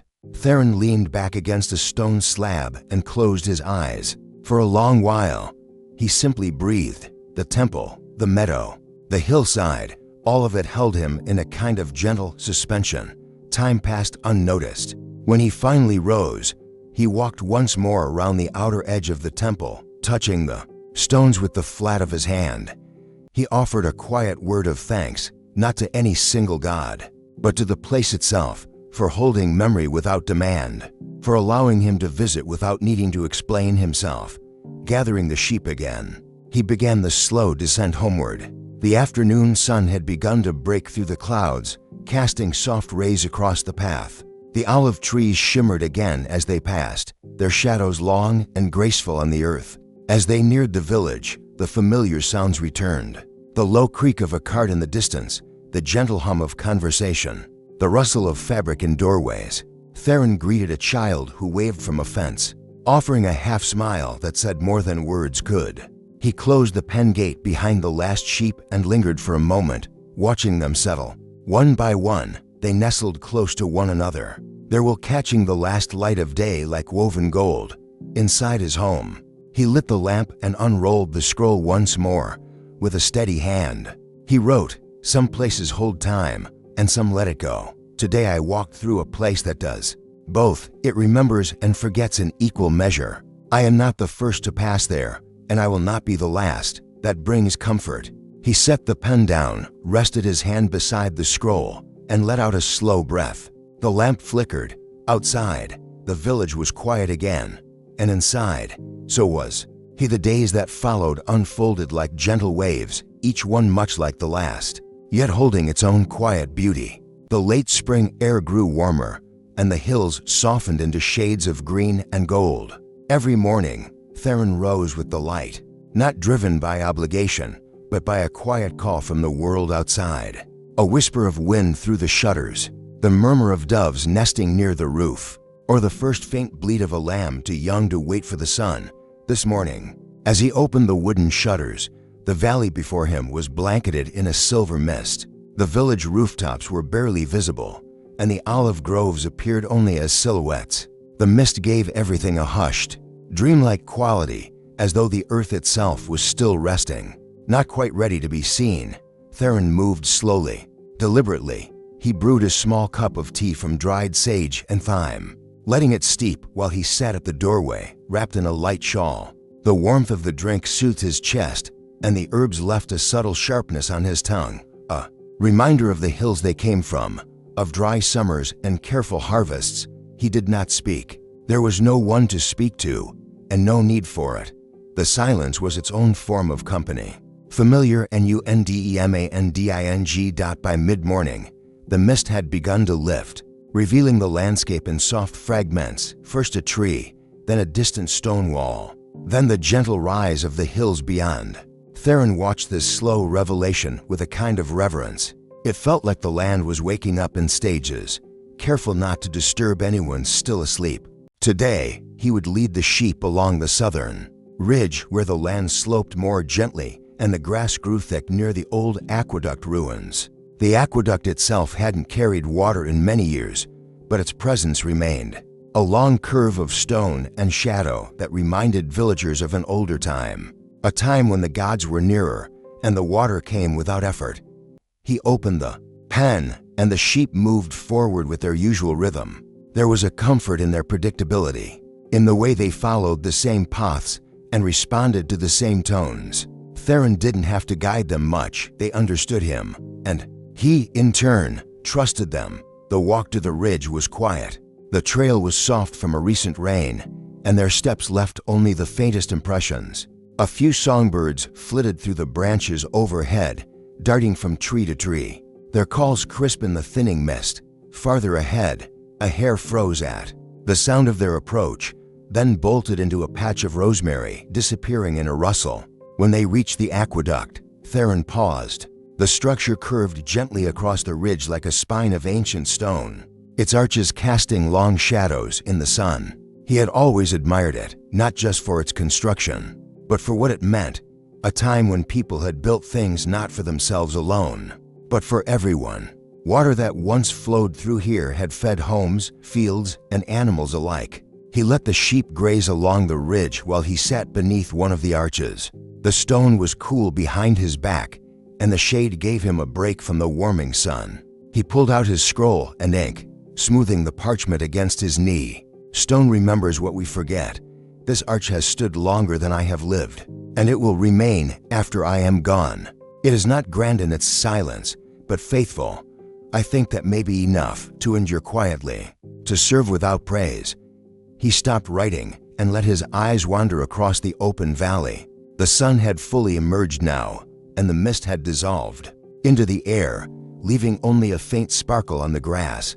He could see the distant olive trees, the worn footpaths of shepherds before him, the faint shimmer of pottery rooftops in the village below. A butterfly landed on the scroll, its wings, the soft brown of dry earth with a single line of gold. It opened and closed them gently, as if considering his words. Theron didn't move. He waited until it lifted off again and vanished into the light. Lunch was a handful of almonds, a slice of goat cheese, and a few wrinkled dates from a pouch at his side. He ate slowly, wiping his hands on a cloth after each bite, letting the flavors linger. These simple foods, gathered with care, reminded him of his mother's pantry, shelves lined with dried fruits, clay jars sealed with wax, herbs tied in bundles and left to dry in the rafters. After eating, he lay back on the earth, his hands behind his head, and watched the clouds drift slowly across the sky. They moved with the ease of creatures that had no urgency, their forms shifting, dissolving, reappearing. Some looked like ships, others like birds, but most just passed by as soft, unformed ghosts. Time slowed. The sheep, too, grew still, many of them lying down in the grass, ruminating in contentment.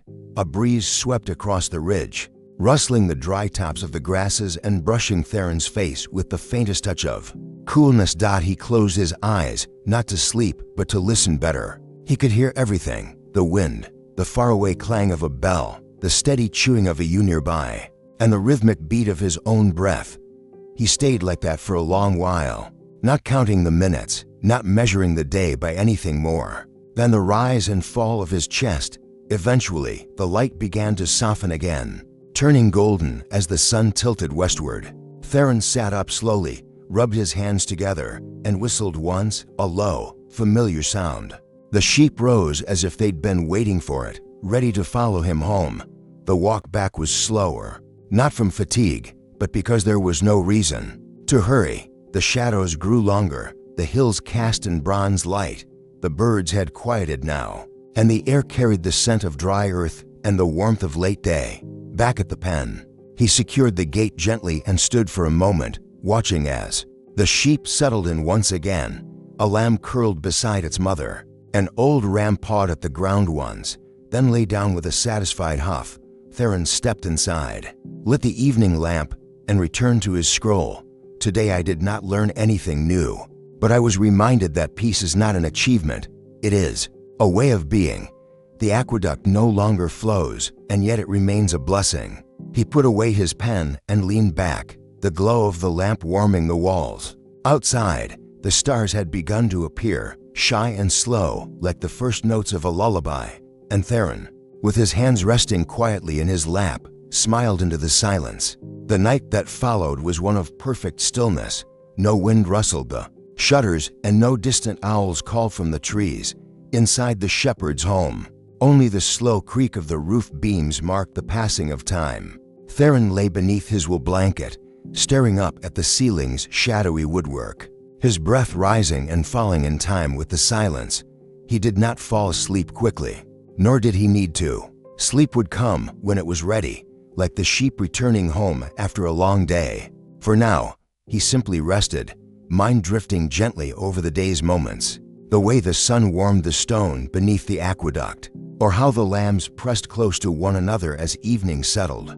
These thoughts came and went, slow and weightless. When he finally closed his eyes, he did not dream. He only floated through the quiet like a leaf on a still pond, his body calm, his heart untroubled. Morning returned with a cooler breeze. A few high clouds trailed across the sky like pulled wool, and a soft gray-blue light colored the horizon. Theron rose with a quiet stretch, his bones easing into motion. As he poured water into the basin to wash, the cold splash refreshed him, awakening his senses just enough. He wrapped himself in a heavier cloak before stepping outside. The air held the scent of dew and distant pine, clean and new. The sheep stirred as he approached the gate, some lifting their heads lazily, others already chewing at the straw left from the night. He decided today would be spent closer to home. Not every day required a long path or distant ridge. There was a small grove nearby, half wild, filled with fig trees and tall grasses that would serve well. The sheep would enjoy the tender shoots that grew at the edges, and Theron could sit in the shade with his thoughts and his scrolls. The walk was short. The sun climbed slowly behind the hills, its warmth still mild, its light softened by the drifting clouds. The grove welcomed them with open arms, trees spaced wide enough for the sheep to move freely, patches of sunlight dappling the ground, and the gentle rustle of branches high above. Theron laid his cloak on a patch of moss near a leaning fig tree. He settled in, back resting against the bark, and opened his satchel to retrieve his writing tools. A bird called once from the treetop above him, a clear, rising note, then went silent, as if satisfied that its presence was known. The sheep dispersed around him without need for direction. They grazed calmly, their bells muffled in the thick grass. A few young ones bounded awkwardly over low roots, their hooves tapping in an uneven rhythm before settling again to chew. Theron smiled faintly and began to write. There is comfort in the nearness of things. Today I am not far from home, yet the world feels no smaller. The trees speak a different language here, and the ground breathes differently beneath me. Still, It is peace. He paused, watching as a breeze stirred the lowest branches of the fig tree, sending a single overripe fruit tumbling to the earth. A nearby youth sniffed it curiously before turning away. The fruit lay untouched, slowly softening into the soil, as natural and unnoticed as any other cycle in the grove. He looked up into the leaves and closed his eyes, letting the filtered light dance across his face. The warmth was gentle, the kind that didn't ask for attention, only offered presence. His mind began to drift, not to sleep, but to memory. He thought of a younger version of himself, walking these same groves beside his father. He remembered the sound of his father's sandals on the path, the way he would hum as he walked, carrying nothing but a staff and a calm heart. Those were quiet days, and even then, Theron had known they were precious. A soft bleat pulled him back into the present. One of the lambs had wandered slightly too far into a thicket. Theron stood slowly, brushed the dirt from his tunic, and walked over with an easy pace.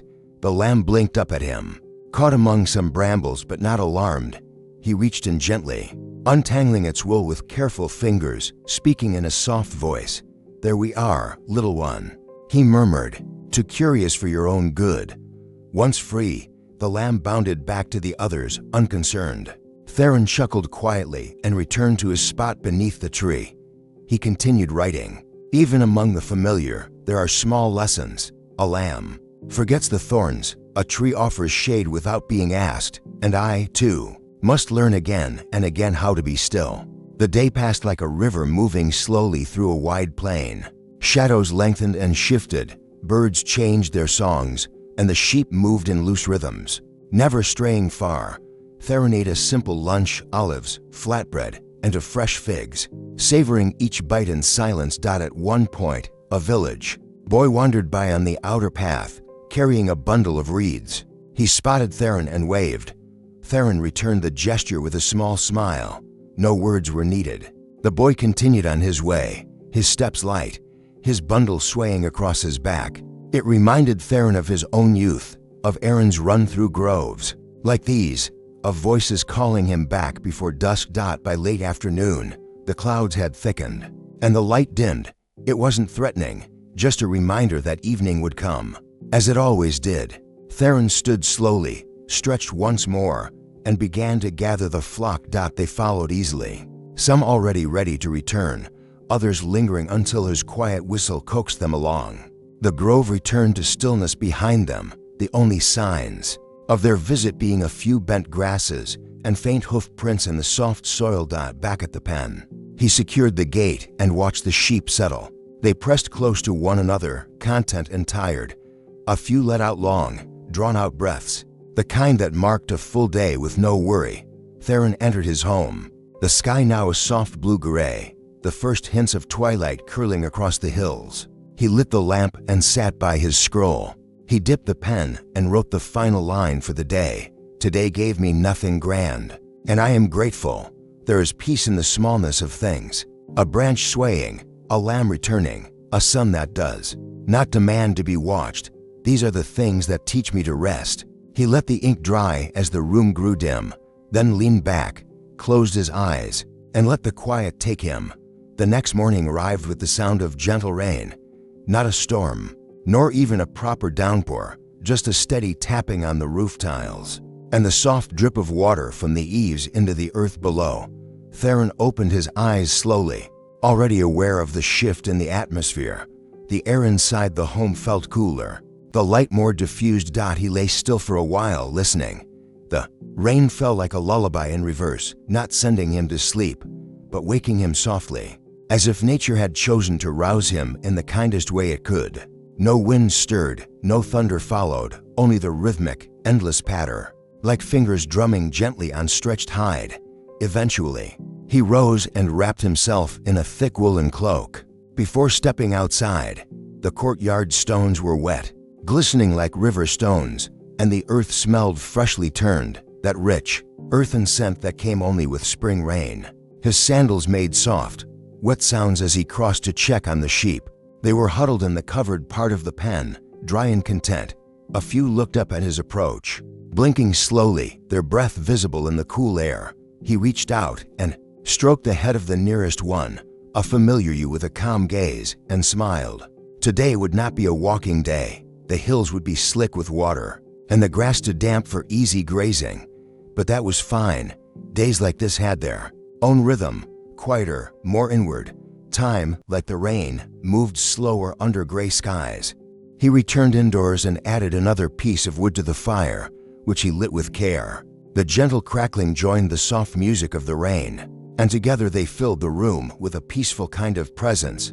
The warmth spread gradually, not rushed, just enough to take the chill from the air. Theron took a seat by the window with a warm cloth across his shoulders. He opened one of his older scrolls, not to write, but to read. The script was familiar, his own hand from years before, and the words brought back memories of other rainy mornings, other quiet thoughts. The rain does not ask permission. It does not explain its coming, and yet we welcome it, not for what it says, but for how it allows the world to soften.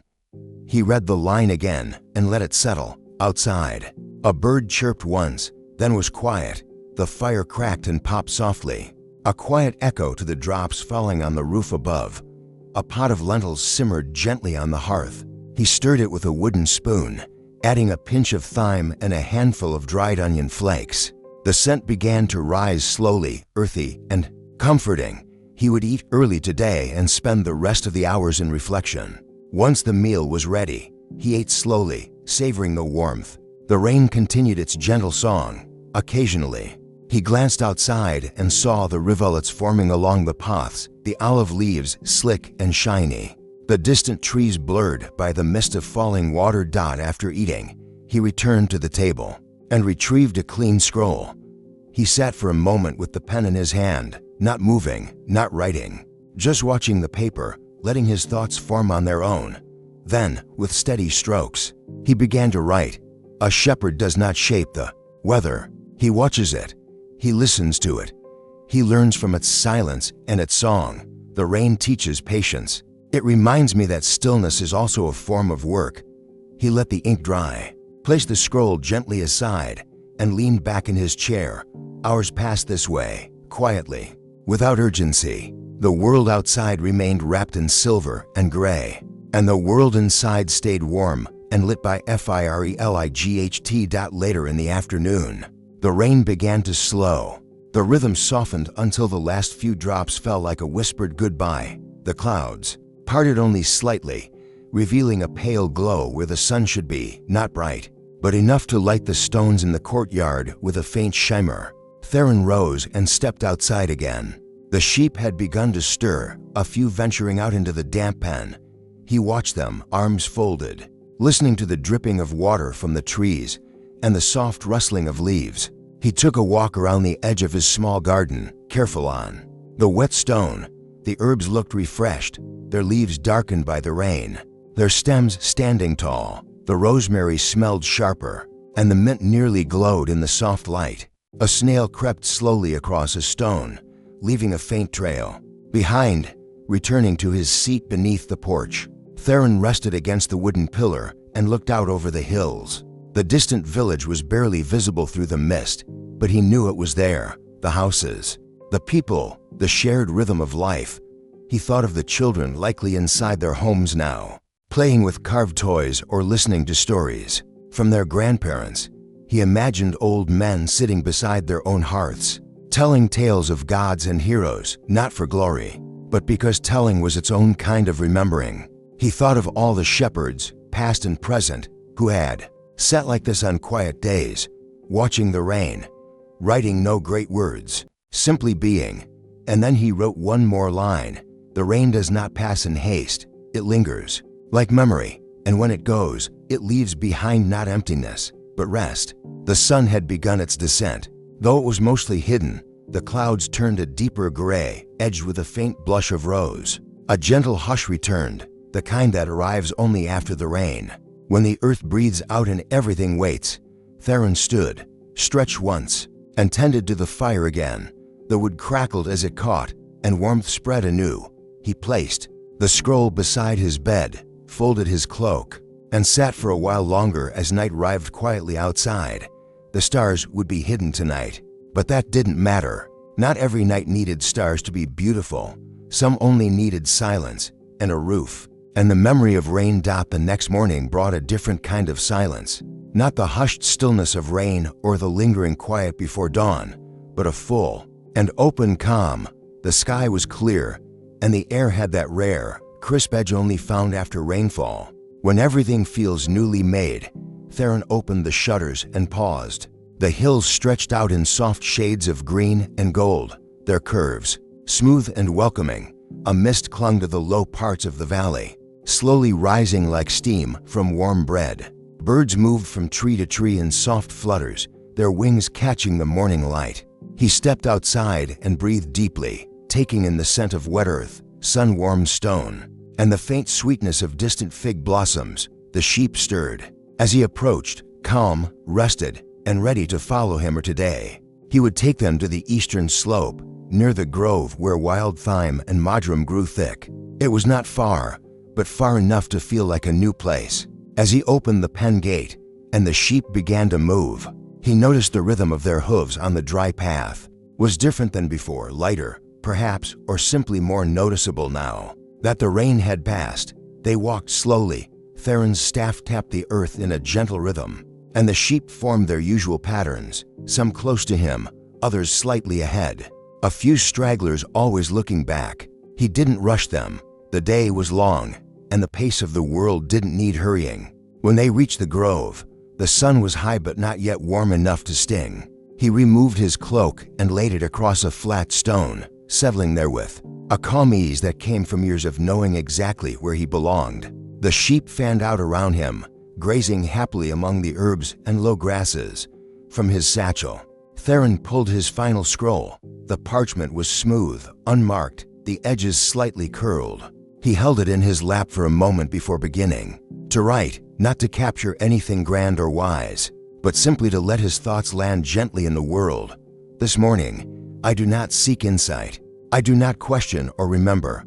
I only sit and breathe and let the sun move across the earth without chasing it. He paused, listening to the low rustle of leaves overhead. The air moved softly, lifting the edge of his tunic and brushing his cheeks with the faintest kiss of wind. A distant goat bell rang from a neighboring farm. A woodpecker tapped somewhere in the distance. But mostly, the world was quiet, not empty, not still, simply at peace. Theron reached down and plucked a sprig of marjoram, rubbing the leaves between his fingers. The scent was sharp and bright, a small reminder of the life that pulsed even in the smallest things. He wrote again, "The world does not ask me to do anything more today. It only invites me to witness it, as it is, without improvement, without effort. This, too, is enough." Nearby, a lamb rested its head on the ground and closed its eyes. Theron watched it for a long time, the steady rise and fall of its breath, the way its ears twitched slightly at each breeze. The hours passed unnoticed. He wrote little. Mostly, he watched, thought, remembered, not with longing, but with quiet respect. He remembered his parents, his early days in the hills, his first time leading the flock alone. He remembered the days of hard labor and the days of gentle quiet, and most of all, he remembered that none of it needed to be more than it was. As the sun dipped lower, he stood and gathered the sheep with a soft call. They followed without complaint, moving like water across the earth, quiet and calm. The walk back was golden, the light catching on leaves, stones, and even the tips of the sheep's wool. Back home, Theron penned the last line of the day. "There's nothing I need to become. There is nowhere I need to be. I am already inside the story I was meant to live." He placed the scroll beside the others, bundled together with a strand of twine. It was not a library. It was not meant for others. It was simply a collection of moments, and that, he believed, was more than enough. The stars appeared one by one as night fell. He sat by the doorway with his cup of tea, watching the dark take its gentle shape.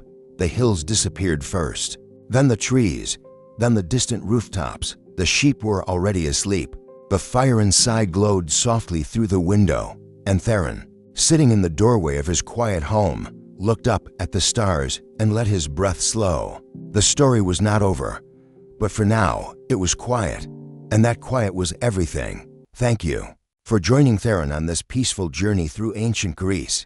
If you felt calm, inspired, or even gently lulled to sleep by this story, we invite you to be part of our journey too. Leave a comment and share your favorite part of Theron's tale. We love hearing from you. If this story brought you peace, please consider liking this video. And if you'd like more soft, immersive stories from the ancient world and beyond, subscribe and ring the bell so you never miss a night of calm storytelling. Good night, traveler, and may your dreams carry you gently through time.